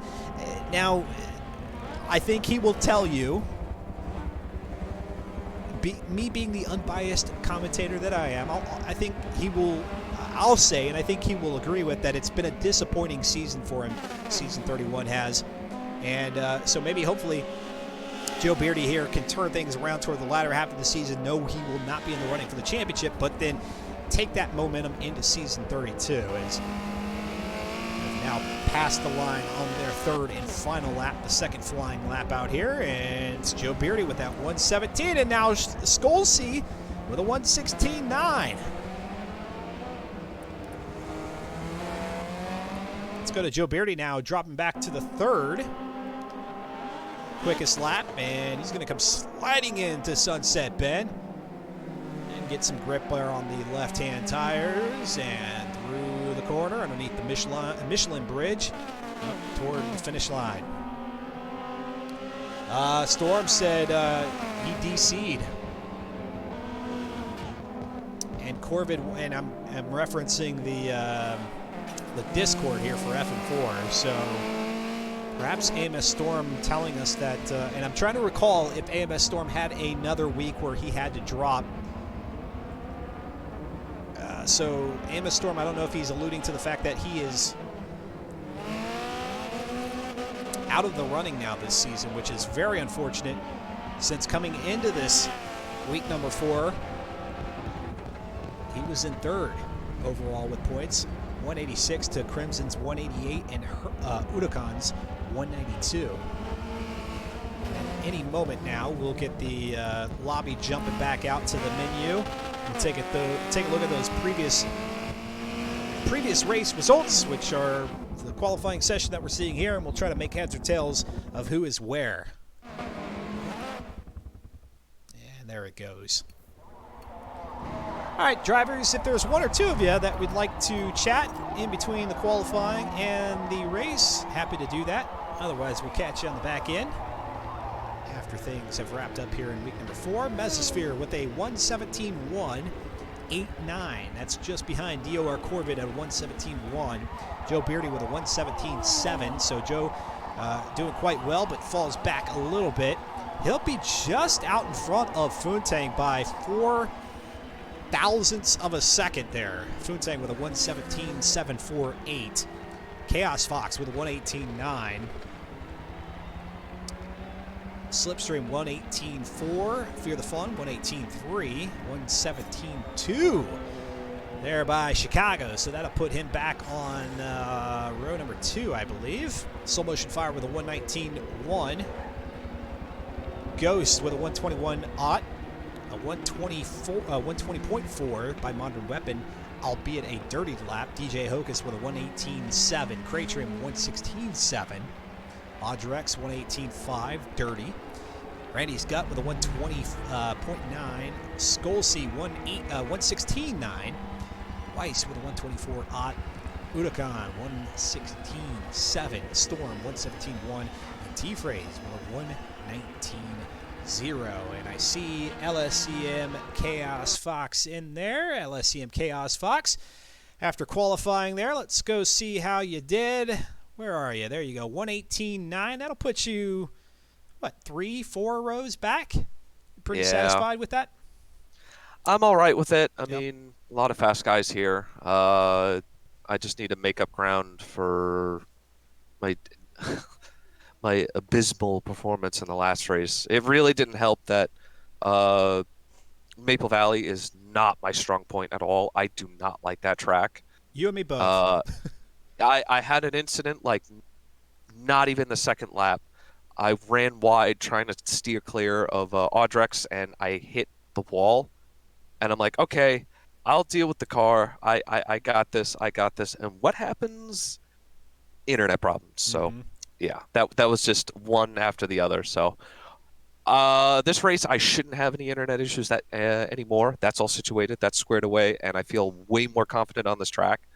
Um, Sweepers, like I said, when we were at the Alps, this car, you got to have the right setup because these cars they understeer badly, Mm-hmm. and and when you push them too hard, they oversteer. Mm-hmm. So Sebring, in my opinion, these cars are way better suited for this track. It's going to be a lot closer, Yeah. as well, and I feel way more confident with this race too. Because Maple Valley, I was just very upset. Yeah, and we talked about that during the last race, that there are just some track and car combinations, and I think the RS500 and Maple Valley being one of them, where you sort of lose those close battles. Like you had mentioned, I think things are going to be a lot tighter here at Sebring. That being said, some areas in particular to look out for where you can easily make some mistakes here at the short circuit. That being the early cut through over to what would be turn 14 over to Bishop.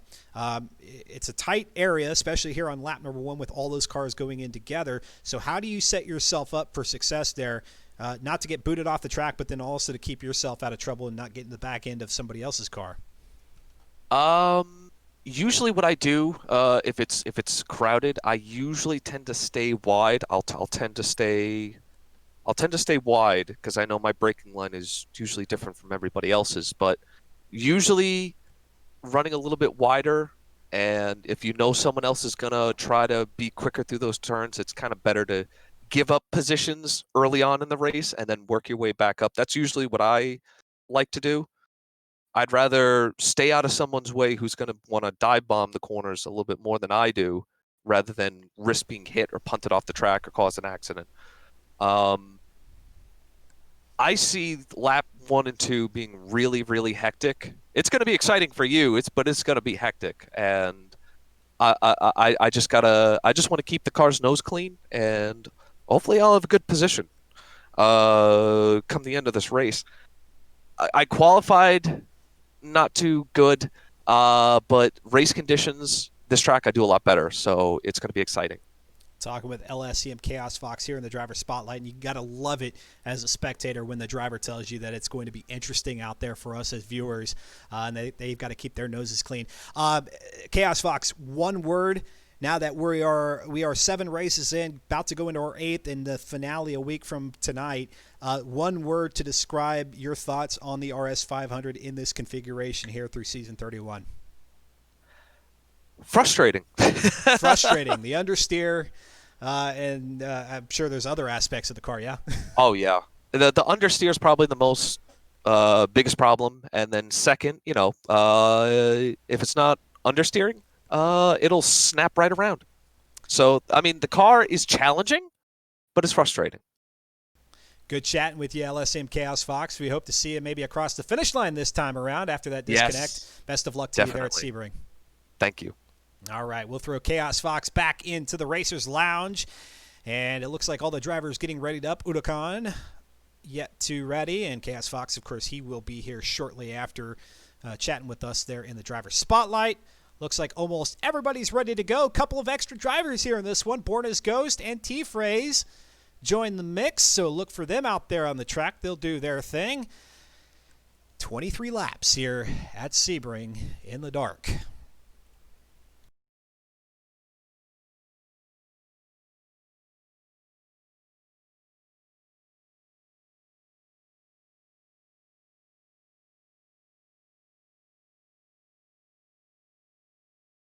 Soul Motion Fire giving us the here we go sign in the pit lane, letting letting us know that things are about to get underway. It'll be Udakan out there on the pole, Cratrium opposite of him, Skolsey there in row number 2. Opposite of him will be DOR Corvid, AMS Storm and Mesosphere make up row number 3, Chicago and Beardy, row number 4.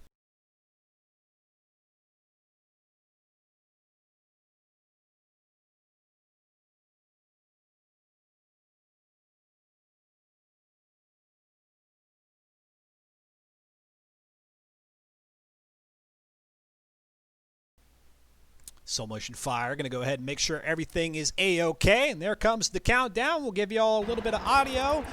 And we're set to go racing. 20 drivers for 23 laps around the 2.13 miles Sebring Short Circuit in the dark. It's race number 8 of the Forza Spec Racing Series, Season 31.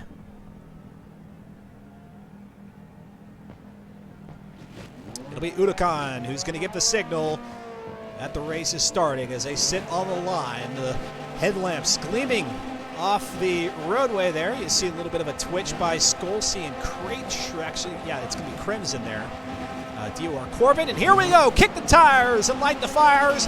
Up to turn number 1, they'll sprint as the fireworks burst overhead underneath the Mobile One bridge, and here they go into that left-hander, preparing for the right-hander. And again, it'll be back over to the opposite side of the track, what normally would be turn number 14 of Bishop.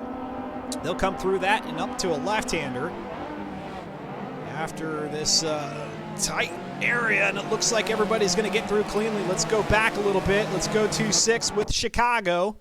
Chicago finishing 4th there at Maple Valley after making a ill-advised pit stop. Now knows that there are no pit stops required. So let's see what Chicago's going to be able to do in this one.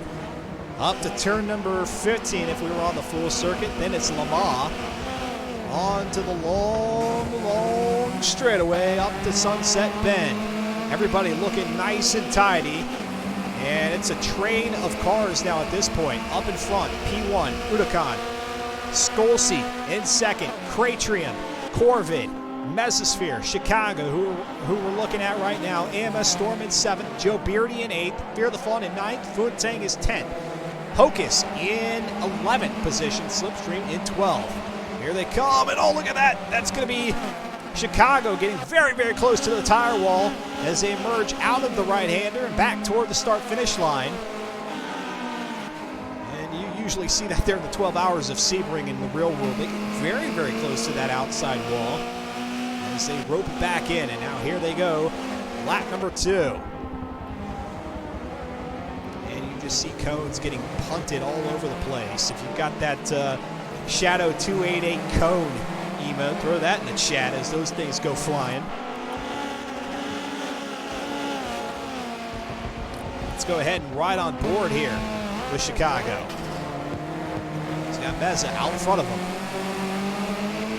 Cratrium, Corbin, Skolsey looking to the inside of Meza. 2 wheels up onto the curbing, 2 wheels on the within track limits.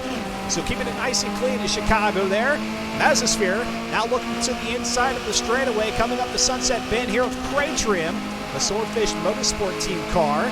And Mesosphere going to go ahead and, well, it looked like he was going to go onto the brakes, and then he accelerates there past Cratrium, and it's going to be Mesosphere now up to 4th.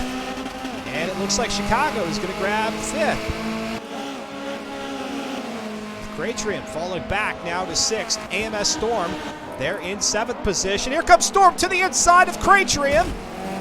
And Storm bashes into the passenger side door panel there of Mesa. And he'll fall back a little bit.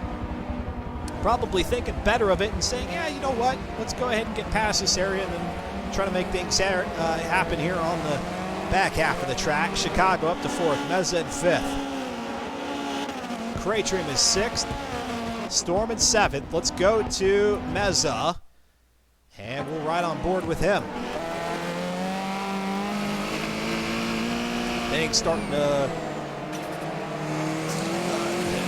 part their ways here between the cars. A little bit of space now. Room to breathe. Let's drop back a little bit further to 8th of Fear the Fawn. Looking for a better run out here versus where he finished. It was actually a DNF there at Maple Valley, so looking to turn things around here in race number 8. Into Sunset Bend, there goes Cratrim running a little bit wide. That's where Mesosphere passed him last time through. And Fear the Fun getting very, very close to that inside wall, hugging it as close as he possibly can underneath the Michelin Bridge. Start of lap number 4.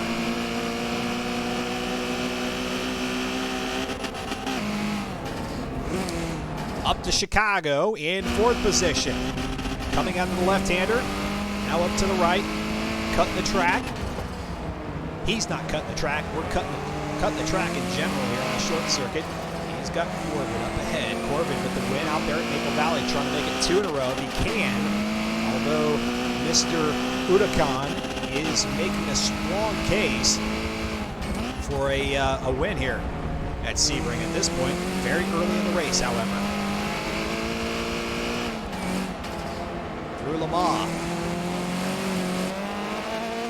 Goes Chicago, racing for the first time here in the Forza Spec Racing Series. He's got Mesa close behind him in 5th, Storm in 6th, Cratrim in 7th. Let's go back to Fear the Fun in 8th position. He's got that Castrol Edge livery on the RS 500. And again, that's a 700 class here in Forza Motorsport Spec Racing Series. That's the performance index specification, and it just simply is the result of an algorithm which judges the car's braking, acceleration, top speed, handling, and some other factors. An A700, that's about a little bit more than midway through the spectrum of class levels in the Forza Spec, the Forza Motorsport world. 363 horsepower, 299 foot-pounds of torque, 2,367 pounds of curb weight. And there goes Fear the Fun off into the grass coming out of turn number 1. Let's go up to Corbin in 3rd.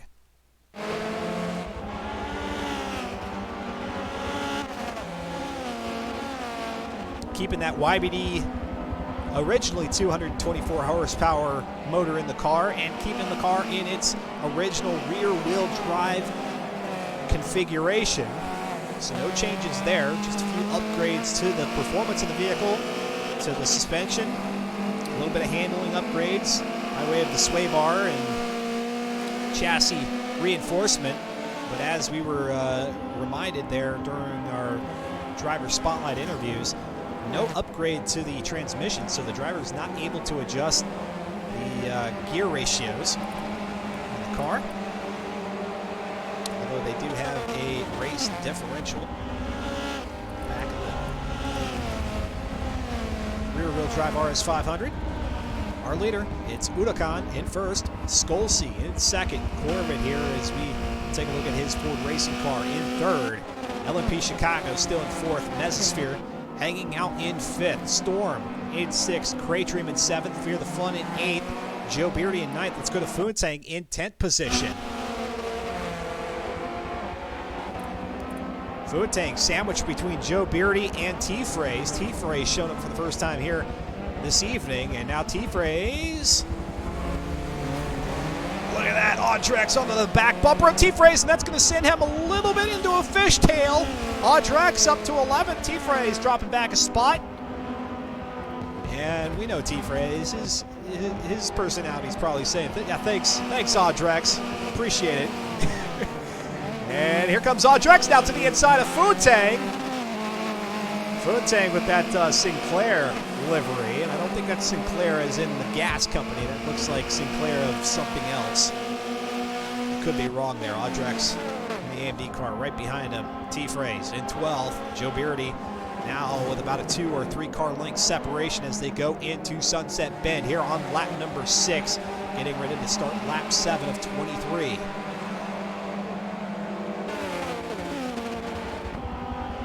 Across the line. Look at that, it's just like a game of Centipede around the track map there in the lower left-hand corner. Skolsey in 2nd, DOR Corbett still in 3rd. We're going to hang out here for just a little bit. There goes Audrex around Funtang. Well done. T-Phrase now taking a run at it. Actually gets tied up there with Funtang a little bit. Hot on the brakes. Some tires smoke. Incurred a little bit of a penalty there as we saw that briefly over the top of T-Phrase's car. It looks like maybe 0.02 of a second. Or maybe it's 0.2. Let's see if we can catch that a little bit later. Going over there to the Virtual Autosport Instant Replay to see the action here from 9th on back to 12th. Giving our mid-pack drivers a little bit of love here out of the Sebring Short Circuit. There goes Futeng now to the inside. He's going to make that move on Audrex. Those two exchanging positions a couple of times. Now Audrex with the old switcheroo. He's going to bring it back to the inside and get out in front of Futeng. Oh my gosh. That was a good recovery and solid rotation of the car. Now Futeng to the inside of Audrex as they go side by side into turn number 1. It's going to be Audrex who has the advantage, though, coming up here to turn number 2. And, oh, did we lose somebody? I hope not. And Audrex to the inside of Futeng. Audrex will hold on to it. Now Futeng to the inside. This battle here for 10th.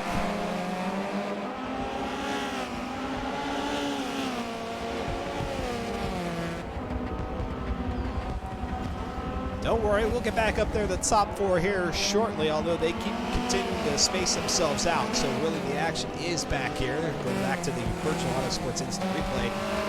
Last bit of action, and now back out onto the bowling straightaway, heading back toward the start-finish line. Audrex in 10th, Futeng in 11th, T-Phrase back there in 12th. Behind T-Phrase, it's going to be Slipstream.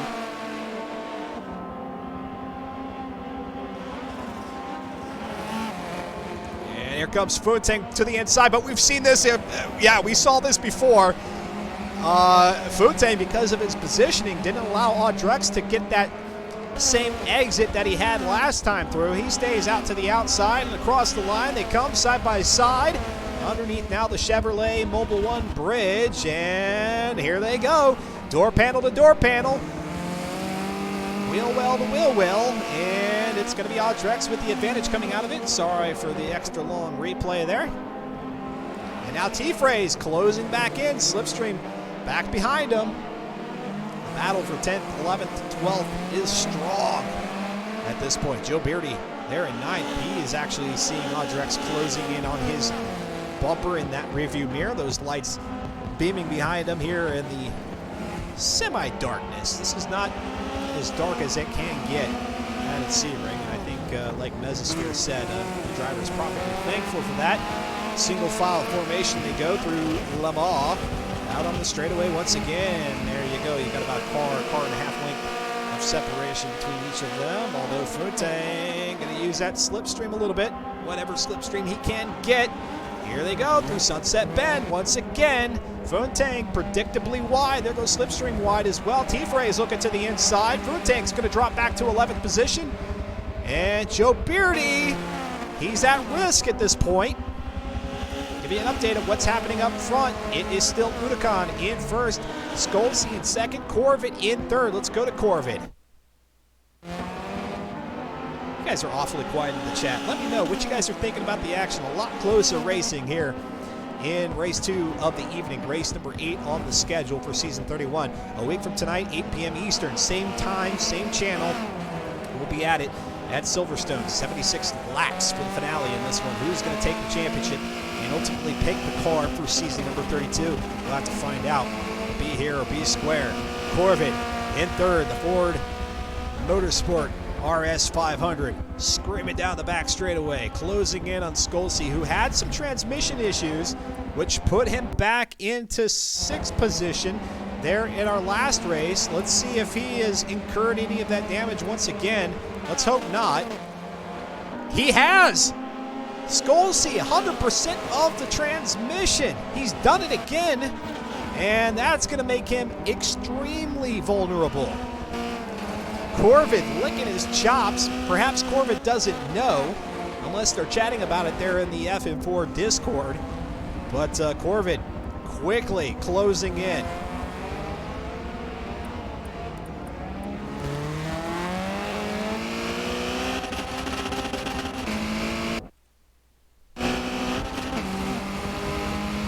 Are you guys going to leave me hanging? You guys aren't going to leave me hanging in the pit lane, are you? Come on, folks, if you're watching, a little bit of a hello or something. be greatly appreciated. I'm Dustin Moore, broadcasting to you live here on Twitch TV. It's great having you. We've seen some stellar numbers here tonight. If you are enjoying the action, please click that follow button, but then also let your friends know that we've got some fantastic racing action, 20 drivers out here on the grid this evening. Let's get a full lobby for the finale. How about that? Even if you haven't participated here in season number 31, get in on that finale. Let's get that full lobby out there at Silverstone. There'll be plenty of room to stretch your legs and get some freedom out there on the track. Get some familiarity with the FM4 system. Don't be like Chicago and go into pit lane, although you might have to do that there in that finale of a race, but it is not mandatory to go in on these other 4 weeks. And then prep yourself for season number 32. Maybe my chat's broken. I hope not. Maybe I can refresh my chat. That or you all are just genuinely quiet. Which is okay. I can appreciate the power of the lurk.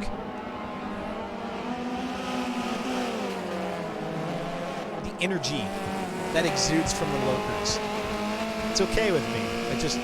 I love the occasional hello to let me know that it's just not a sea of bots out there. Hanging tight here with Skolsey in second, Corbett or Crimson as we knew him in third.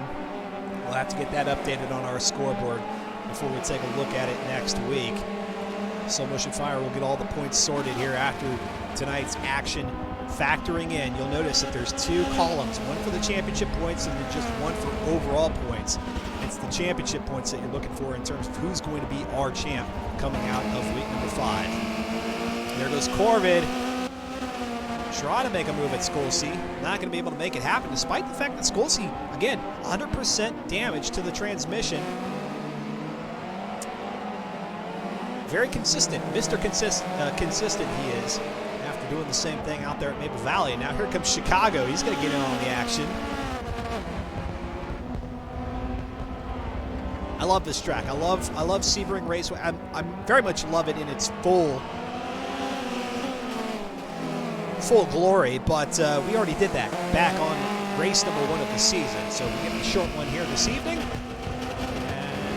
And I'm willing to bet we'll see this track very, very soon, if not in season 32. Here they come down the long straightaway for the conclusion of lap 13. Udakan is just running out there all by himself, clean air. He will start to encounter lap traffic a little bit later on, maybe in the next 5 to 8 laps of this 23-lap race on the 2.13-mile Sebring short circuit.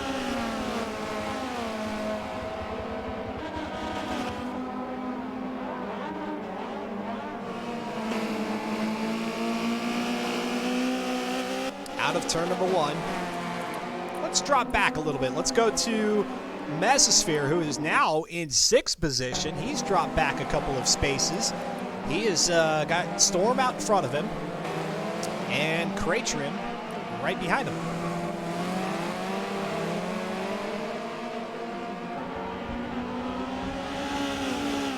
What do you guys predict the top 3 to be in this race? How about that? Let's go for your best guess. Top 3 in this race. Currently, it's Udakan way out in front. But then you've got Skolsey, Corvid, Chicago, and then don't count out Storm, Meza, and Cratrim here, 5th through 7th. I feel like that poor warm-up band before the main act, who's got like a smattering of people in the audience, but nobody's shown up yet. Everybody's at the beer garden.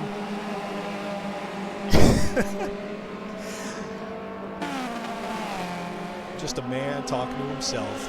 Across the line they go. It's a sad realization, right?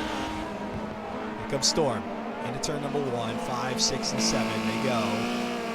As we clip through the barrier there for a little bit.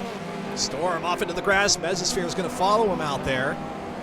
And make no mistake, Mesosphere is part of the Lazarus team, which those colors are traditionally magenta and white. But Meza with the neon green and black, more indicative of Alien Motorsport, and that's in fact Alien Motorsport AMS Storm out in front of him. Sharing colors here in FM4.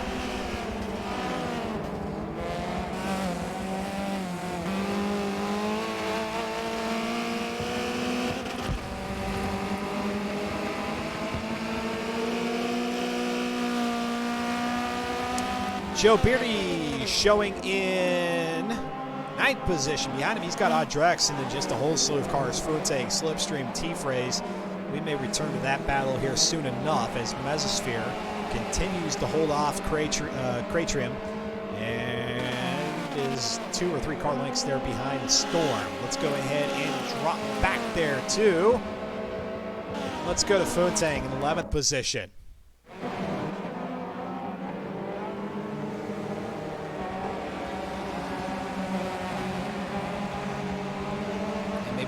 Fruiteg here in the driver's spotlight, who likes to bring his GTA RP character into the fold every once in a while. I'm trying to recall the name. It may come to me. Stand by.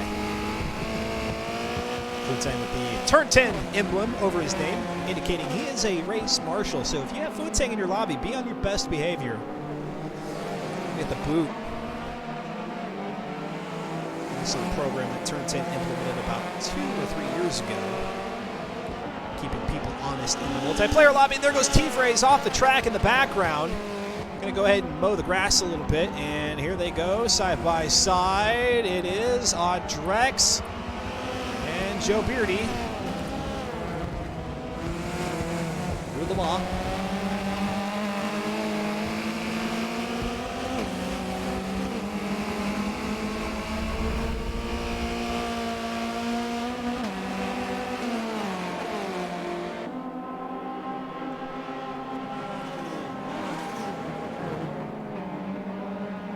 Joe Beardy gets on the driver door side panel, and Joe Beardy's going to look to go into the top 10. Can he do it? Coming out onto the straightaway. They're going to be side by side, neck and neck. Joe Beardy, and he's going to jump right back into the back of Fruiteg's car, continue to hold that slipstream.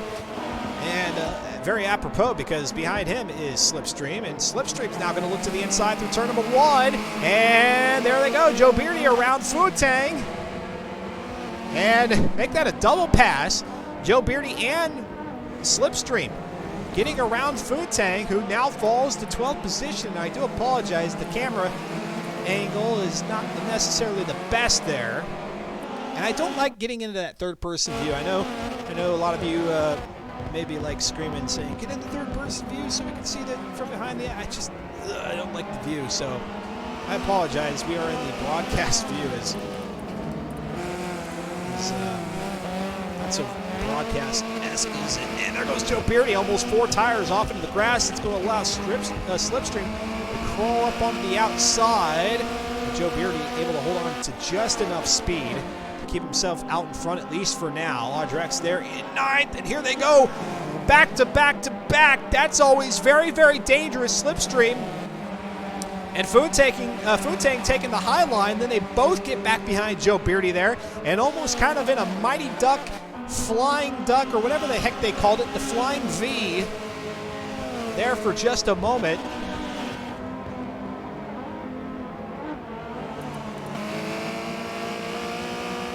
Huracan, he's getting past lap traffic. Let's go up to Corvid here in 3rd position, at least for a little bit, as he's making a run at Skolsey.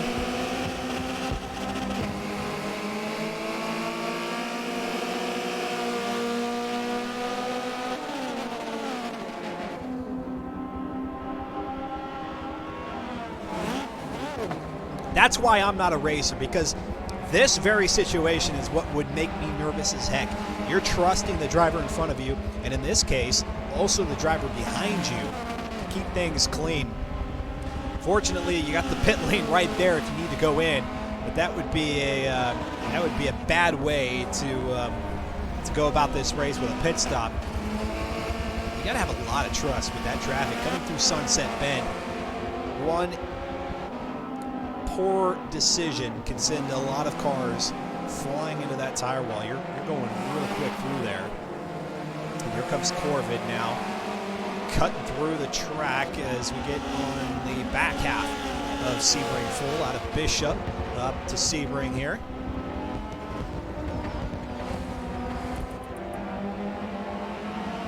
And now Weiss Lancelot, they're in 18th position, so second, third, and fourth having to contend with a little bit of lap traffic here very, very soon. We'll see if this back straightaway, Weiss goes ahead and decides to peel off. He will, well, there he goes. And I think he will wisely, although, look at that crunch time for Chicago. And both Weiss and Chicago handle it beautifully. Chicago might have been gripping his controller a little bit more firmly there, not knowing what Weiss was going to attempt. Weiss held his line very, very well. And so Udokan still P1. Skolsey, as we see, in second. Corvid, Crimson in third.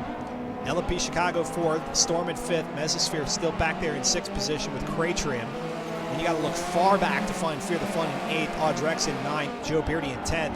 Slipstream and Furtang 11th and 12th. And we may be able to get back there here in the remaining laps. At least we'll try. Just got too good of a battle here in the last 4 or 3.5. This 23-lap race. Hang tight here after this one concludes. We'll talk to some of our drivers. We'll preview what's ahead here in the final week, week number 5. Vid running to the inside of Skolsey, who should have the advantage. And if he did, not a great... No, he doesn't, because they are side by side, and side by side can be. Now out of turn 1. Corvid trying to make the move, and it looks like he's going to do it here. Oh my. It's almost as if they have this choreographed. Chicago just back there looking on. Storm in 5th, Meza in 6th. Oh, this is too good. This is too good. Corvid makes the move, and there goes Chicago, also around Skolsey. No, Chicago having to settle for 4th, at least for now.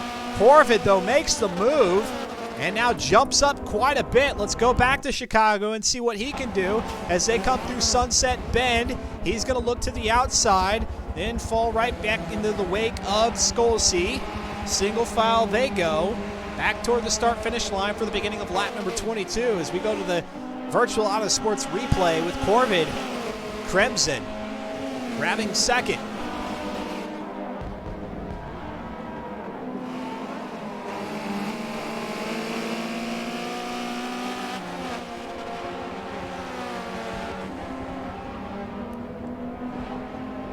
Up to turn 2 and 3.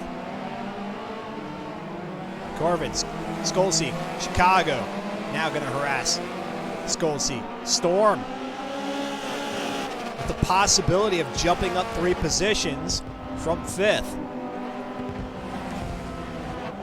Even Mesosphere.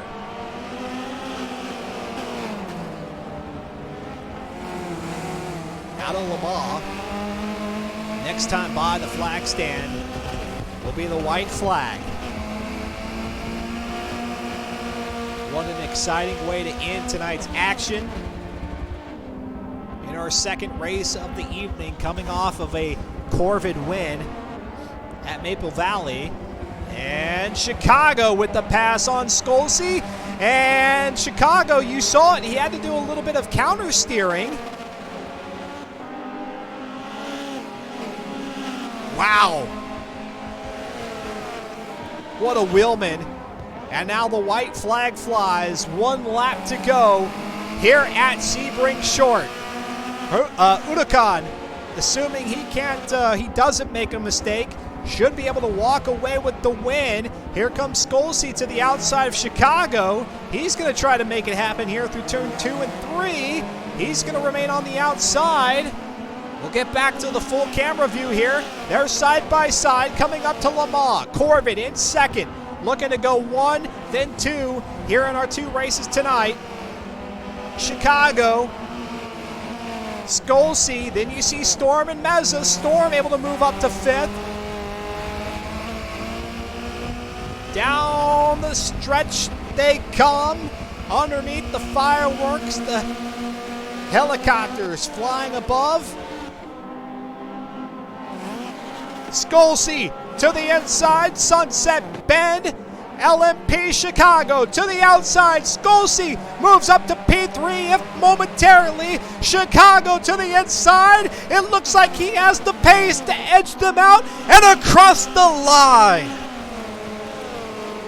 Chicago, Skolsey, Storm, Mesosphere, Cratrium, Fear the Fun, Audrex. Let's go to Food Tang in 11th, who's behind Joe Beardy in 10th position. Oh, what a finish. And here comes Food Tang. Food Tang now going to swing it back into the apex. He goes side by side for right now with Joe Beardy. Joe Beardy has the advantage. It'll be 10, 11, 12. Joe, Food Tang, Slipstream. Then it's Chaos Fox, Slow Motion Fire, 13 and 14, T-Phrase at 15, Randy's Gut, 16, Weiss Lancelot, Born as Ghost, Modern Weapon, and we had a DNF from someone. I'll have to check that one at the end of the ticker, but Udakan, who needed a win after Crimson, or DOR Corvid, was able to secure the win. Udakan needed that one, and he got it. Of course, we'll see what that does as far as drop weeks go for each of our drivers and the points after Slow Motion tallies things up here tonight. Carry out, DJ Hocus. Oh no, DJ Hocus got the DC. Hey, good to see y'all, folks. Jumping here in the pit lane. LOCM Chaos Fox saying heck. All right, Udakan first, Corvid in second, Chicago. And as a matter of fact, folks, let me go ahead and run a couple of ads so that I can reclaim my voice. We'll come back to the driver spotlight, talk to a few of our drivers, and then again, we'll do a quick little preview here of week number 5, the finale of season 31. You're watching Virtual Autosports live on Twitch TV.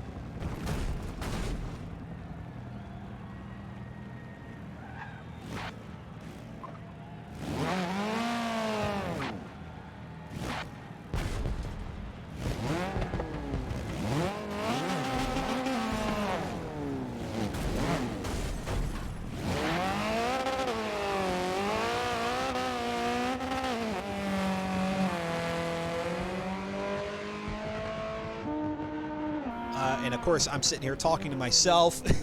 Mesosphere with the GG to all. Skolsey saying, I don't see any ads. depending on your region and if any advertisers have ads queued up, or if they don't, then you may not be seeing any ads. So that explains that. Not everybody will get them. For those of you who are hanging out here, please sit tight. We'll wrap things up, chat with the drivers in the queue for interview section of the F4 Discord. I see a few of them already in there. Look at everybody's thoughts on how things went. Udakan taking the victory lap around. Got the ads last time. Interesting, but hey ho. Yeah, I mean it's all programmatic, so it really depends on the algorithms of Twitch. So sometimes you get them, sometimes you don't. You have very inappropriate ads. Oh, well, if that's the case, I think there is a way to report ads. So I apologize that if you're seeing inappropriate ads. Chicago. It's not my intent.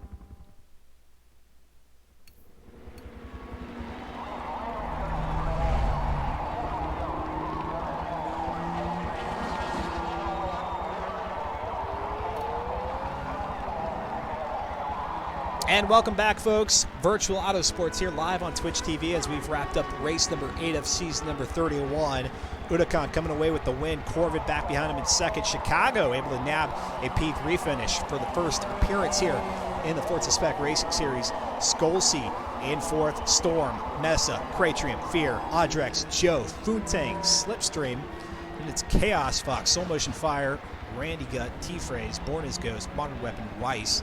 I think we had DJ, blanking on the name, DJ Hocus, unfortunately getting a DNF in that one. Let's go ahead and we'll turn the audio off for the broadcast here as we get ready to go chat with some of our drivers here in the driver's spotlight, and we'll go ahead and transition to that as our post-race screen won't help us out any, and let's rope in Skolsey, who comes away with that P4 finish back there behind Chicago and Storm. And Skolsey, you did it again. We saw 100% transmission damage. Well, I think that's a Forza bug because I good. seem to be shifting fine. It's just a lot of hard racing, but it's good fun. Well, very good, and so we're happy to hear that you're able to get around the track cleanly on this one without any damage to the car. Although you had some fierce competition in your rearview mirror all the way to the finish there. Chicago able to scoot past you. You had Storm, Mez, and Cratrium knocking on the door. Man, for a league that boasts the fact that it's got a lot of diversity and skill level, it was quite competitive up there in the front. Yeah, I got to say, I was sweating bullets that round. I don't know how I managed to keep behind for quite so long, but damn, it was a very, very good race. Very, very good race indeed, and I think it was at one point that I was watching you and perhaps Chicago go at it, and I said it's almost as if you guys were choreographing this because it was so side by side through the corners. A lot of trust and faith that you got to have in some of these drivers. Granted, it's virtual, so there's no life at risk, but man, you're probably you're focused on what you're doing, but then you're thinking, man, I sure hope the other drivers got it all sorted out. Oh, for sure. I mean, going into turns, it's 2 and 3, the double right-handers going side by side through there. Massive kudos to those I raced against for giving me the room there. I mean, they could have easily shut the door and left me out there to drive, but it was tough. I have to say that. And yeah, massive props to Crimson, Chicago, and the other guys I raced against. It was very, very close racing and very, very enjoyable. Talking with Skolsey as we are at the conclusion of week number 4 here in the Forza Spec Racing Series Season 31. That is a wrap on the two races per night. Now we go into our 76 lap finale out there at Silverstone National with the RS500. What do you make of the car track combination? I reckon it's going to be fun. This car's very loose, but also has a surprising amount of grip when it wants to. Should be fun. I'm sure it's going to chew up its rear tires, but that's half the fun of the game. It is, and we had a few other cars, drivers jump into the mix. 20 drivers, I think, in total. So plenty of not only competition up in the front, but plenty of cars back behind you guys. Makes it all the more interesting. what kind of strategy will come into play now that you're going to do a 76 lapper at Silverstone? The plan is just to not throw it into a wall. That's about the most I can plan for, to be honest. Just try and keep it clean, do the best that I can, really. Try to keep it out of the wall, which is fairly easy at Silverstone because there's a lot of greenery off to the sides of the track before you find those walls. But I don't know. I've seen some of these races look as if maybe the car gets disrupted by the curbing. We know we've heard a couple of drivers talk about the oversteer of the car or understeer of the car. So do you see the curbing being any issue going out at Silverstone, or is it going to be pretty smooth sailing, a lot of room to move around? I think it's going to be a bit of a mixture. Coming out of Cops Corner, turn one on the old Grand Prix layout, you have a bit of a drop-off with the curb on the outside. It's a bit of a cliff, so that's going to be one to watch out for. But generally speaking, Silverstone's pretty gentle on its curbing, which I think is going to be all right for the Sierra. I mean, Sebring had some quite aggressive curves, especially coming onto that back straight. I can't remember what the name of the corner's called, but that curb on the outside heading onto the back straight is mightily brutal in the Sierra and just does wheel spins for days. It was incredibly tricky trying to keep the thing in a straight line and not wheel spin.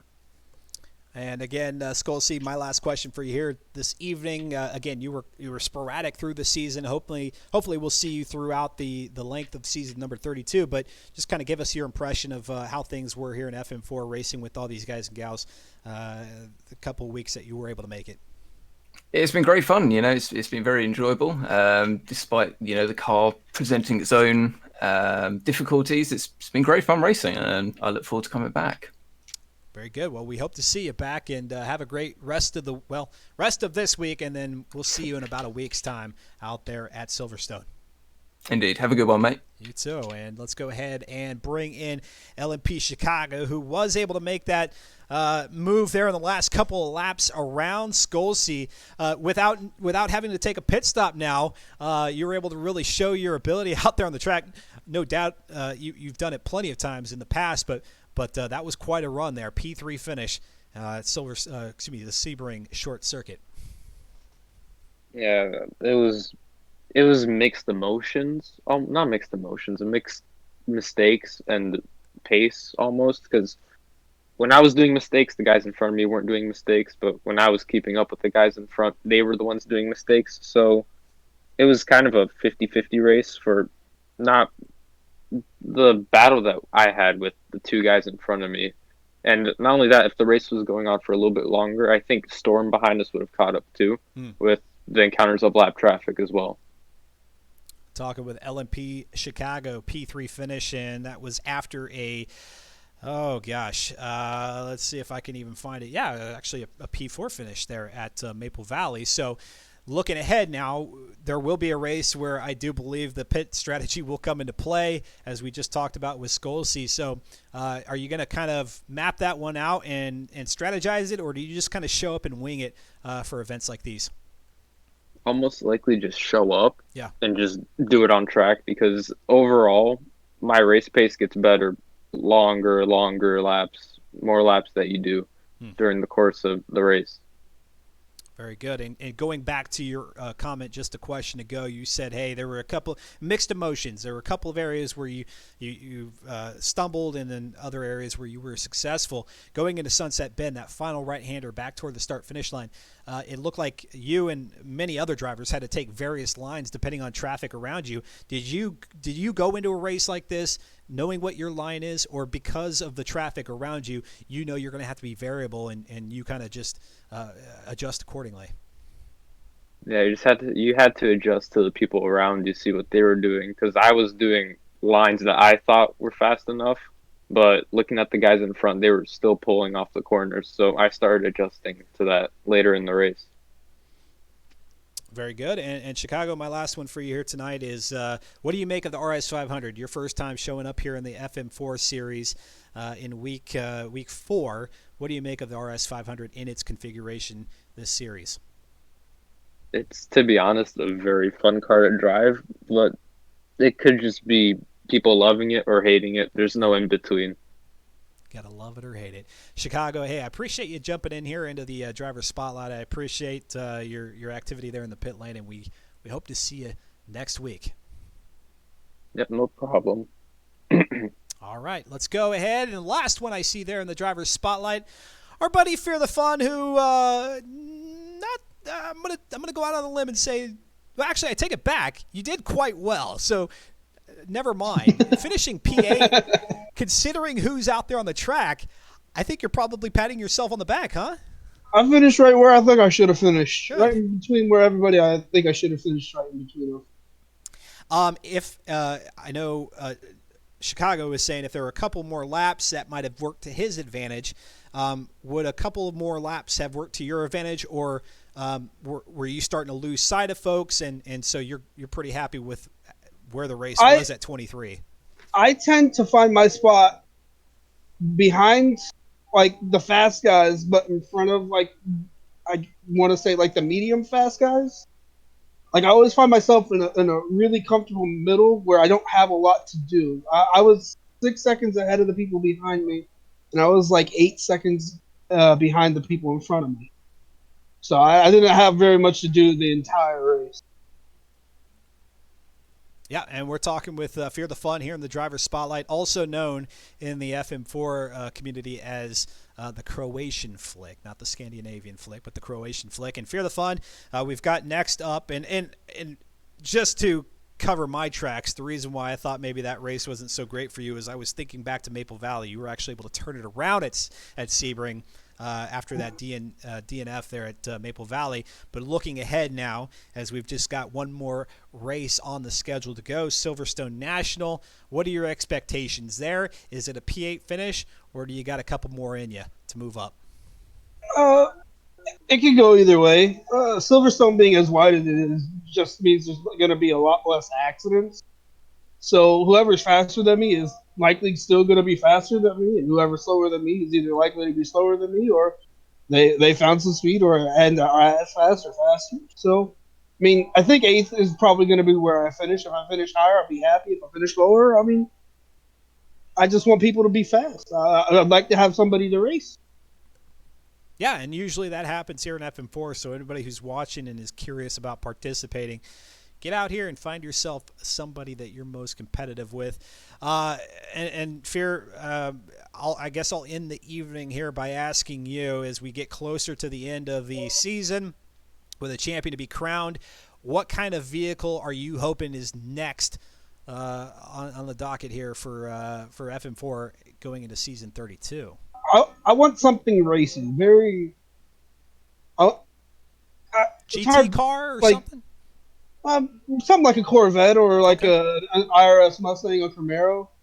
Something with a lot of grip, a lot of downforce that you can chuck into the corners. I mean, I don't need so much top speed as just something that's very stuck to the ground. Allows me to put my best skills to the test, you know? There you go. So Udakan and Crimson and even Krachim, you've been alerted that Mr. Fear the Fun, he's looking for something grippy and racy. So there you go. That's what they have. If I know anything about CT, he's going to go exactly the opposite. He'll put you in a 500 a Barth or an SS or something like that. No, he'll redo this car, but put skinny tires on the rear and make sure they're like the street tire or whatever comes on its stock, just to spite me. Yeah, and then he'll say deuces and not race the entire season, right? Yeah, I believe it. It's something he'd do. All right, Fear the Fun. Always great chatting with you. Have a great rest of your evening, and we look forward to seeing you a week from tonight.